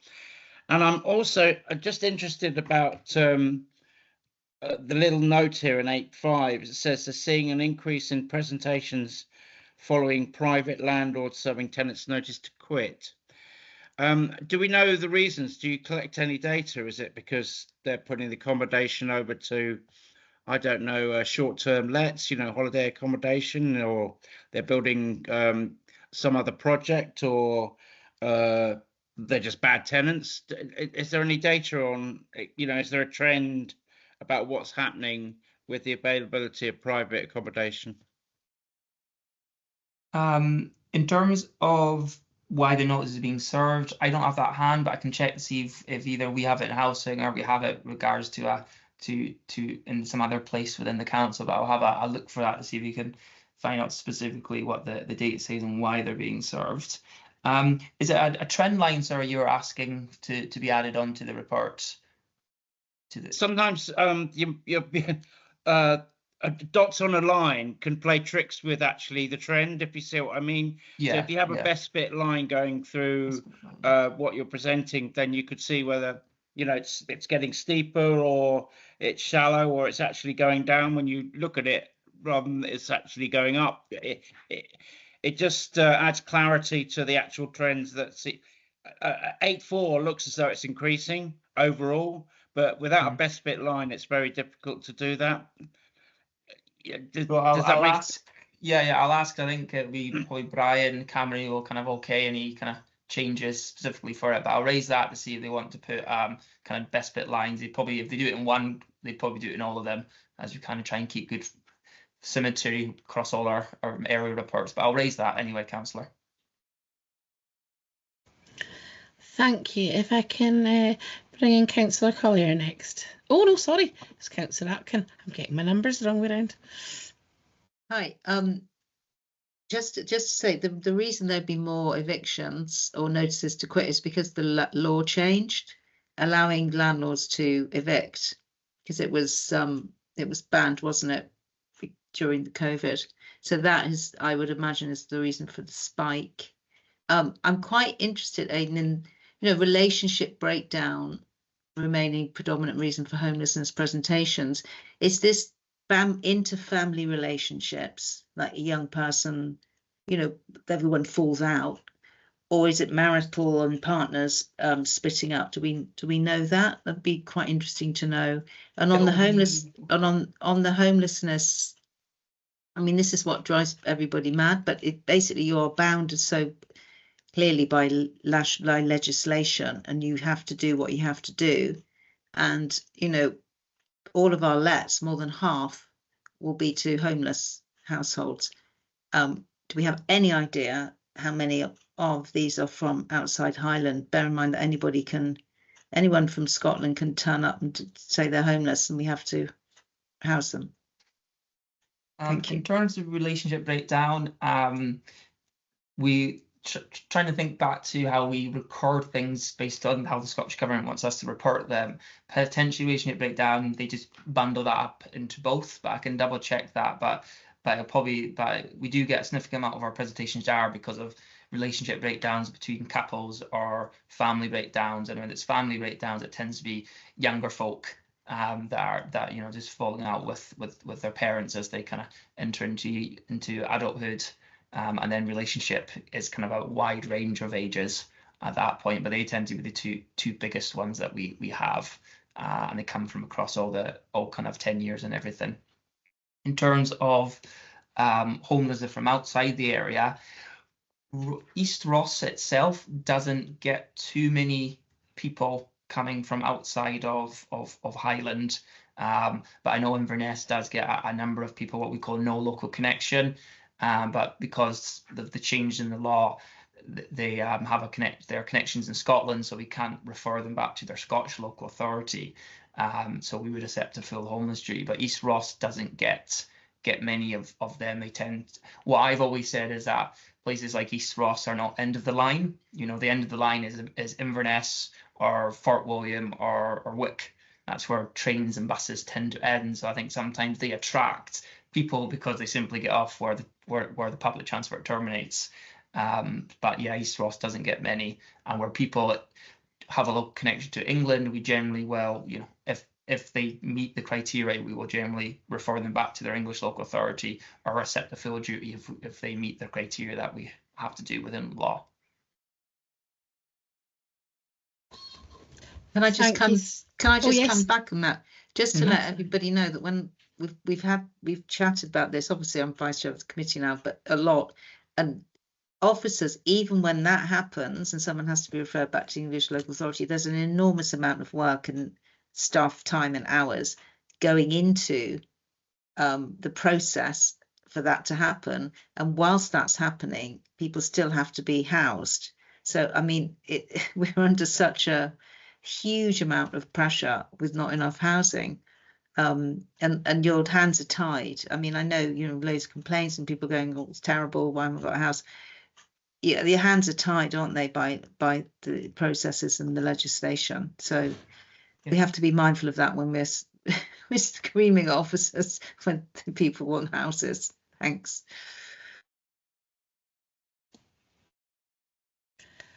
Thank you. Councillor Collier. Thank you, Chair, and thanks a lot, Aidan, for the report. And I have to reflect on Councillor Aitken's comments about the homelessness people and who's coming outside the Scotland, outside from Scotland, and we had one in our ward a few months ago, and I have to thank all the housing officers and homelessness team who got in together and sought that person out. So that's thank you from me and from all the ward councillors. Apart from that, I have few questions to ask regarding the housing allocations. Aidan, you know, in our ward we have got recently developed housing development, and we start to hear lots of complaints about houses being allocated to troublesome tenants, and it's actually making the whole development coming up with a bad name and so on. And also there were other issues regarding housing allocations in the local ward. I only can speak about my ward. So how do we actually allocate these houses? Like, you know, I know there's a legislation that we have to follow and make sure everybody's equally treated. But at the same time, if you are allocating a house in a well-developed area with proper families, and if you're putting someone from outside the area or with a bad history of tenancy, how are we actually supposed to deal with it? Because by the end of the day, it all comes on to the councillors, and then we have to liaise with the housing officers. So how would we support this, like, you know, or prevent this or minimize it? Any like, you know, bad experience from that. And the second question is about the antisocial behavior. With my past experience, never mind how many times you raise the antisocial behavior with the police's response is like, oh, you have to take it to the council. The council officers will have, the housing officers will have to act, because if there's continuous incidents on like, you know, antisocial behavior, it's the council who will have to take it on, and it's just basically passing the issue to the from post to the phenotype. So we are in the middle, crushed between. So what are we supposed to do, or what are your plans on taking it further to, like, you know, what do you call it, like assess them and find the right balance between antisocial, like, you know, addressing the antisocial behavior. Thank you. I think you may have answered few, but it's just from my end as well. Thanks. In terms of the police's role with it all, say for Ross, the kind of joint meeting with the police is in part to try to create better joint working, etc. So we're in one meeting every week to discuss these cases and kind of what way to go forward. So in part, say for Ross is hopefully going to try to reduce the amount of that post to pillar aspect, but it's a partial reality, because sometimes the ASB issue that's happening doesn't reach criminality, so the police aren't really wanting to get involved with it, and sometimes we think it reaches criminality and the police have a different opinion, so it's kind of left to us to try to manage as best as we can, but we keep in contact with the police to try to bring them in joint visits or anything like that where we can. We always encourage our tenants to keep calling the police, as that eventually builds up a body of evidence that the police can take action if they think is appropriate. It's just a difficult one, ASB, as you know, trying to deal with getting other agencies to hopefully work with us. In terms of the allocations, are you referring to a particular estate? Was it the new build developments in Invergordon you're referring to there, Councillor? Yeah, and that as well as others as well. Thanks. Okay. It can be, when we're doing allocating, sometimes we're allocating to folk who we think will be fine, and then they're somewhat of an untested element because they could be their first property, etc., and they do need to be allocated a property, and we need to meet the needs that they have. So sometimes we can't know for sure what they're going to be like or how they're gonna act. But where there is ASB problems presenting itself, we do, especially in new build estates, try to get involved very quickly, because you have a plain, a kind of a empty slate where you can kind of set the ground rules, because you have all the tenants are new, and you can kind of set ground rules and expectations from them. So we've been in the new development, we have been involved in some ASB incidents, and the housing officer has been very active in getting involved, visiting the tenants who are being complained about, getting involved with other services, so other services are aware and coming out with kind of action plans, acceptable behaviour contracts and everything. So we've been quite on the ball, I feel, with some of the ASB that's been in the new build estates when we've been told about it, to try to get a grip of it and everything. But when we do allocating, if we know individuals have a history of antisocial behaviour, we do try to put them in a location that we think that won't make it worse. But it is hard, because individuals, when they have enough points or they're homeless, we do need to rehouse them at some point, and we can't forever not rehouse them because of it. But we do take that into account, so we make sure that where we're placing them ensures that their tenancy will sustain itself, because they're not in areas that might have triggers that will trigger kind of bad antisocial behaviour. So it's just about kind of smart allocating. Thank you. Well, I take it we are all happy to know the information provided in the report. And Aidan, thank you so much today for your time and for answering all our questions and speaking to the report. So thank you very much. Thanks. So, members, next on our agenda today we have Ian Moncrief with the Capital Roads Plan. So, Ian, are you there and ready? Yes, yeah, I'm here. Good morning, councillors. This is an update on the 24-25 capital programme for the Black Isle and Easter Ross area. The original programme was approved at committee on the 22nd of January 24, and there was I managed to get an extra couple of schemes added on, and this is really just so that the councillors can note that formally. Budget we had initially was 1.947 for the whole of Ross and Cromarty, and splitting that up on the road length, I ended up with a working budget of £215,000. I should say that when I present my original report to committee, I'm working on an estimate, and if there's any overspends or underspends, that gets reflected.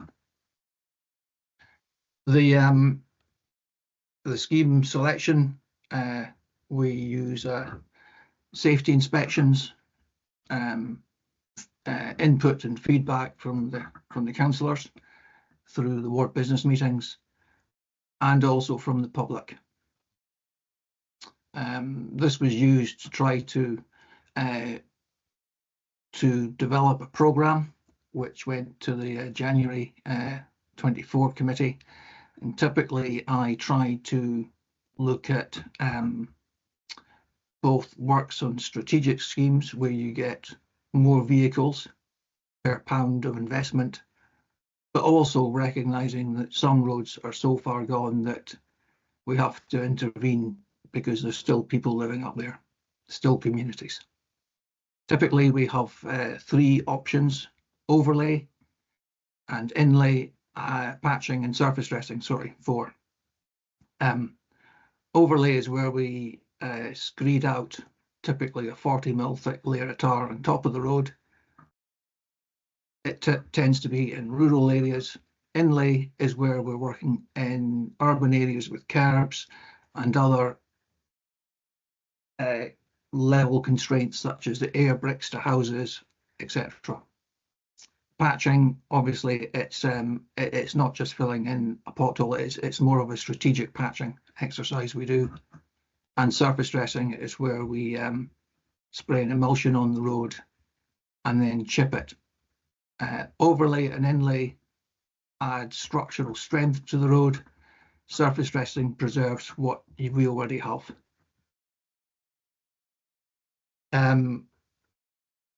Moving on to the programme,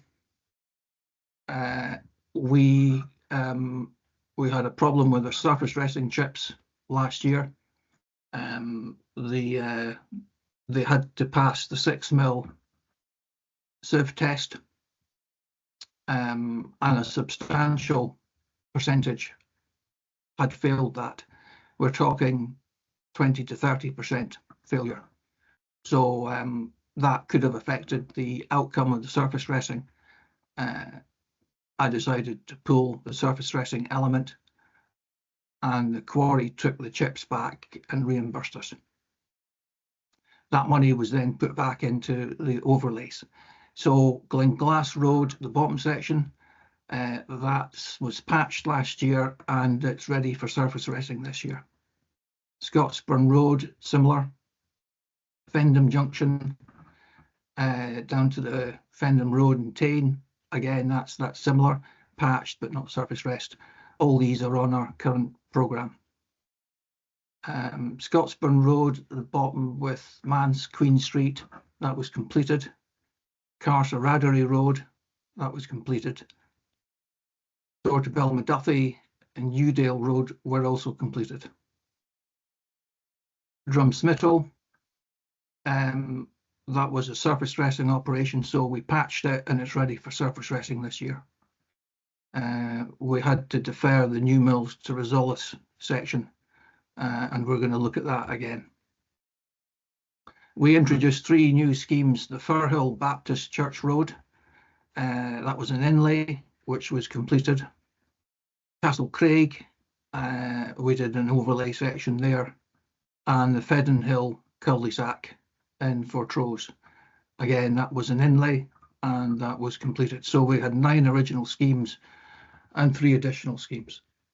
I'd be pleased to take any questions. Thank you for that, Ian.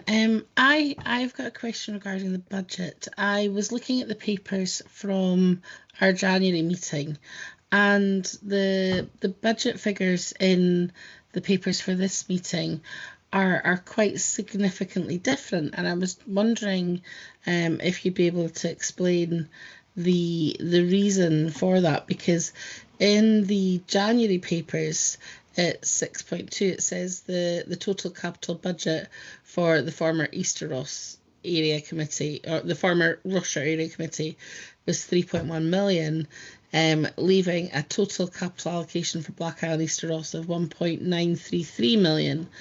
And then obviously these papers today have a total allocation for Ross and Cromarty of 3.26 million, which is obviously bigger, but with a budget for Black Isle and Easter Ross of 215,000. So obviously that's quite a significant change. And I was just wondering, is that because that is money now spent and that's the remainder, or is there a different reason that I'm not quite drawing down? Certainly, Councillor Johnson. There's, I think it is kind of difficult, because when we start compiling the capital programme, I start literally in the summer. I'm starting to compile next year's programme now. We don't have a budget set until typically maybe May, April, May. But I've got to take this to the committee around about January, maybe February. So I'm using last year's figures, last year's budget, to develop my programme. I've always taken the view that the capital programme, the capital money should be spent no matter what. So that means that if there's any schemes that cost more, then those schemes go ahead, but it doesn't affect the following year. I have to deliver the schemes that were on the programme, and I think all bar one they have been delivered, and 3 extra schemes. So I've also been delivered. So there's a bit of there's a lag in terms of information when I get my budget, and when I do start the financial year, we deliver the programme as far as we can that was agreed. But that means that effectively some schemes are accelerated, and I've got to account for that figure. So the 200,000 pounds in this year, that's what I had to play with once all the accelerated schemes were known. But the programme that was delivered was based on my estimated budget that I had from the previous year. So I'm always trying to play catch up between the money I'm spending and the money I think I'm going to have. Yeah, I think it was just because obviously there's a massive disparity, isn't there, between 1.9, Yes. so nearly 2 million, and then nearly $250,000 as a budget. Yeah. I mean, that seems like it's not the 20 money, quid down the back of the sofa. That's no, what I was trying. It's not. But the money that was the budget that was used in the January 24 committee was for these schemes that have been completed.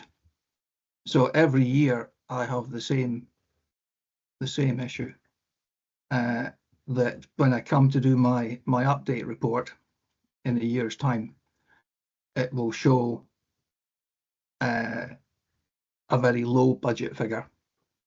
But when I come to do my committee approval in January, I'll have a high budget figure. I guess I could take an estimate and say, okay, next year we will develop a programme for £215,000. But that could be curtailing.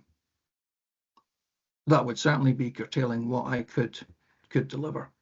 And I've always thought that it would be far better to deliver more and worry about the budget later, rather than curtail the programme to suit a budget that may or may not be carried forward. Up until the last couple of years, the budgets across the whole of the council were balanced out, and I'm very keen to spend any capital that I've got.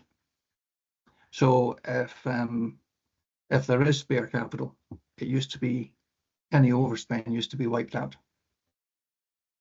So effectively what I'm doing is I'm still delivering the programme based on the January budget. I'm just reporting how much I've actually got to play with in real terms. Thank you. I think before I hand over to Councillor Atkin, I was going to just say very quickly, I think one of my pleas would be the Mount Eagle Road at the moment. I feel it's horrible, but I will hand over Councillor Atkin. Okay, firstly, we set a budget at the council. We're in 25-26 now. Yeah. Mm-hmm. Is that correct? So I'm finding this entire thing completely confusing. We've now, in January, we were looking ahead to 25-26 as a financial year. We approved, I've got them here, schemes. We had a red line. I mean, still isn't enough, but we approved schemes above that red line across all three wards. Well, we were usually based upon, we were told we were the, strategic allocation. We had that special strategic allocation. Our area committee, here we are in May, and we have none of that. We've got no money. You're telling me we've got literally no money to do any of our schemes. No. I mean, it just makes the paper makes no sense. I mean, it's incredibly confusing. Is this money that was a spillover from, because from last year, because we know, I mean, this is January 2024. I mean, I know that we know all this work was done. So like nearly 18 months ago. And the paper was signed off on the 19th of March, this paper, 5 days after we approved the budget. Here we are in May. And if there's any significant major change, none of us have been consulted about it. So I think there's maybe a bit of confusion, Councillor Atkin. This is for the previous year, and every time the approved programme changes with additions or deferrals, I have to bring an update paper to the council to note. So this is for the previous year. The current budget for the current year is, if you give me a sec, for the Black Isle and Easter Ross, including the strategic money, is 1.8 million. It's what was used for the committee paper that I brought to you a few months back for this current season.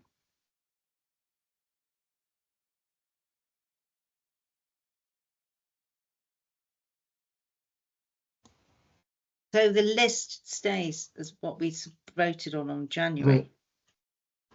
The list that was approved this January, it remains as it is. Thank you. This is the previous year's paper that we're looking at today as an update to tell the councillors what was spent, what was completed, and what schemes were deferred, and any additional schemes from last year.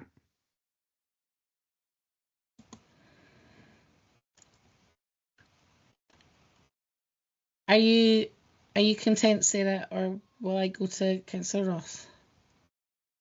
I still think it's confusing because the text is literally like a cut and paste apart from that figure at the bottom. So, you know, it is quite confusing, Ian, to be perfectly honest. This is exactly the same text from January to now, apart from 6.5 in January, and it's now 6.6. That's all that's changed. Just that 215. Yeah, I can understand that, Councillor, but you'll find that most of those sections valid. They're just repeated. The real information is included in the appendix, and it shows what schemes have been completed, what's been deferred, and what additional schemes that we discussed through the ward business meetings have also been completed.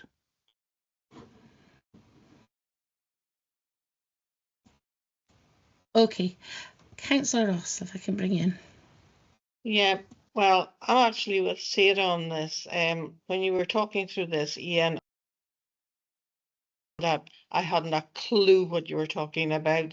In fact, I was really, even when I read the report, I was fretting that the likes of Abbott's Haven and Rockfield and places like that weren't going to see what we'd been promising them because it was above the red line. So the report, I'm sorry,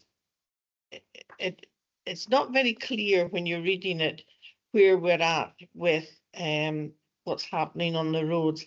Fine, tell us what has been completed, but we need to know what's going to happen this year in our report as well, because an update on 24-25, well, we've seen what's been done, we're driving on it. I just found it quite a confusing report, Ian, but maybe it's just yeah, there's lots of reports that I find confusing, but this one, I appreciate that, Councillor Ross. It does say that in the title that it's a 24-25 update, and the schemes listed in the bottom in the appendix are the schemes that we've achieved or we've not achieved, together with any additional schemes that have been completed. And again, it says 24-25. We need to do this for audit purposes. That's why this report is coming across your desk today, so that councillors can see what additional schemes or changes to the programme from last year have actually been undertaken. There's no change to this summer's programme, and I'm going to use the word summer loosely, so that we're absolutely certain that the work that started in April and will continue through to October, maybe November this year, that is the programme that was agreed at the January committee this year. Yeah. Every year I have to bring back a programme to you with any changes to note. And that's what this programme is, this paper is about. It's the 24-25 changes to the agreed programme. Okay, yeah, okay. I think I panicked there for quite some time. Okay. Councillor Edmonston, can I bring you in then? It is very confusing, and I maybe Ian, we could, if this happens again, we just have a clearer preamble in layman's term about the background, that so we understand like the process that's been gone through, that you're having to get retrospective permission, as far as I can tell, for stuff that you've managed to do because you weren't sure of the budgets at the time. That's my understanding, just so that everything's signed off properly. So yeah, okay. I must admit, and there's a limit to how long I'll be able to play the daft laddie, but I find the way we divvy up the budget for the roads across the Highlands absolutely, I have no idea how it's done. I don't understand the criteria. I don't know actually where I can find the criteria. So in 6.4, where you give all this allocation and you go down and drill down and drill down to the allocations, Ross and Cromarty, and then the Black Isle and Easter Ross ward, I have no idea how that calculation is made. And I think as members, I think we ought to. So maybe it might be out there, but if somebody could tell me, I'd be really grateful. Certainly, Councillor Edmondson. I believe that if you look at report HC 0524, the place-based approaches to strategic capital planning and asset management in HQ, that set out the total investments for a 3-year period. In 24-25, that sum came to £20 million.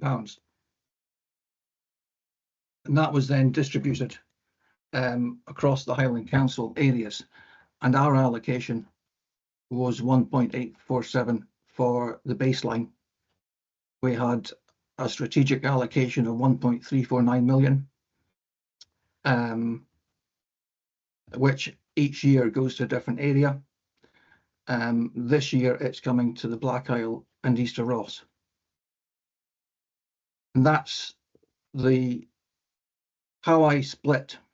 Well, the background is that it used to be a Ross and Cromarty committee. We had a Ross and Cromarty capital budget. The committee split into the current 3, but the capital budget remains the same, a Ross and Cromarty budget. So I've always set, even when it was Ross and Cromarty, I always looked at the road lengths as a basis for making sure that everybody got something. I continued that once the committees had split from Ross and Cromarty, and they're currently now 3 committees. I'm still using the same process. Thank you. I was wondering, Gillian, if it's at all possible, would all the members of the committee be able to be circulated that report HC 0524, just so that I know that everybody has a copy of it? Yeah, I can arrange that. Thank you very much, Gillian. I do appreciate it. And yeah, if I can bring in Councillor Dundas. Hi Ian, I was just wondering, is there a schedule of the works broken down ward by ward, and when you're hoping for these jobs from the red line above to take place? I know that we get numerous emails asking when's it going to be done, when's it going to be done, and we just say it's on this capital list, but it would be good if we could let our constituents know something a bit closer. In particular, I'm talking about the Barberville Road just now, which is people are screaming about. Certainly. I can give you an update just now, or I could send that out by email. Happy for you to send it out, Ian. Okay. But if we could know when the Barberville one we get done, there's Okay. quite a few people waiting to hear about that. I've asked that's going out to contractor, and I've asked Brilliant. that to be put out first. So as soon as it's awarded, it'll go into the contractor's books, and then we can get that done. Thanks, Ian. Yeah. Fantastic. So, members, are we currently happy to note the contents of the report? Great. Listen, thank you very much for your time this morning, Ian, and Okay. yeah, appreciate that and the explanation. Okay, thank you. Bye-bye. Bye. So we're now moving on really for just noting the balances that were spent up to April 25 on our last year's board discretionary budget. So the first thing I was going to say is that I think when I've looked at the number of community groups and fantastic things that have gone on in our communities, it just shows the importance of the board discretionary budget and how as members with local knowledge working in conjunction with our communities can make small amounts of money go a long way. So I think I would like to thank you all for all your approvals and your input into these community groups over the last year, and so thank you for that. So are we all happy to note that part? Fantastic.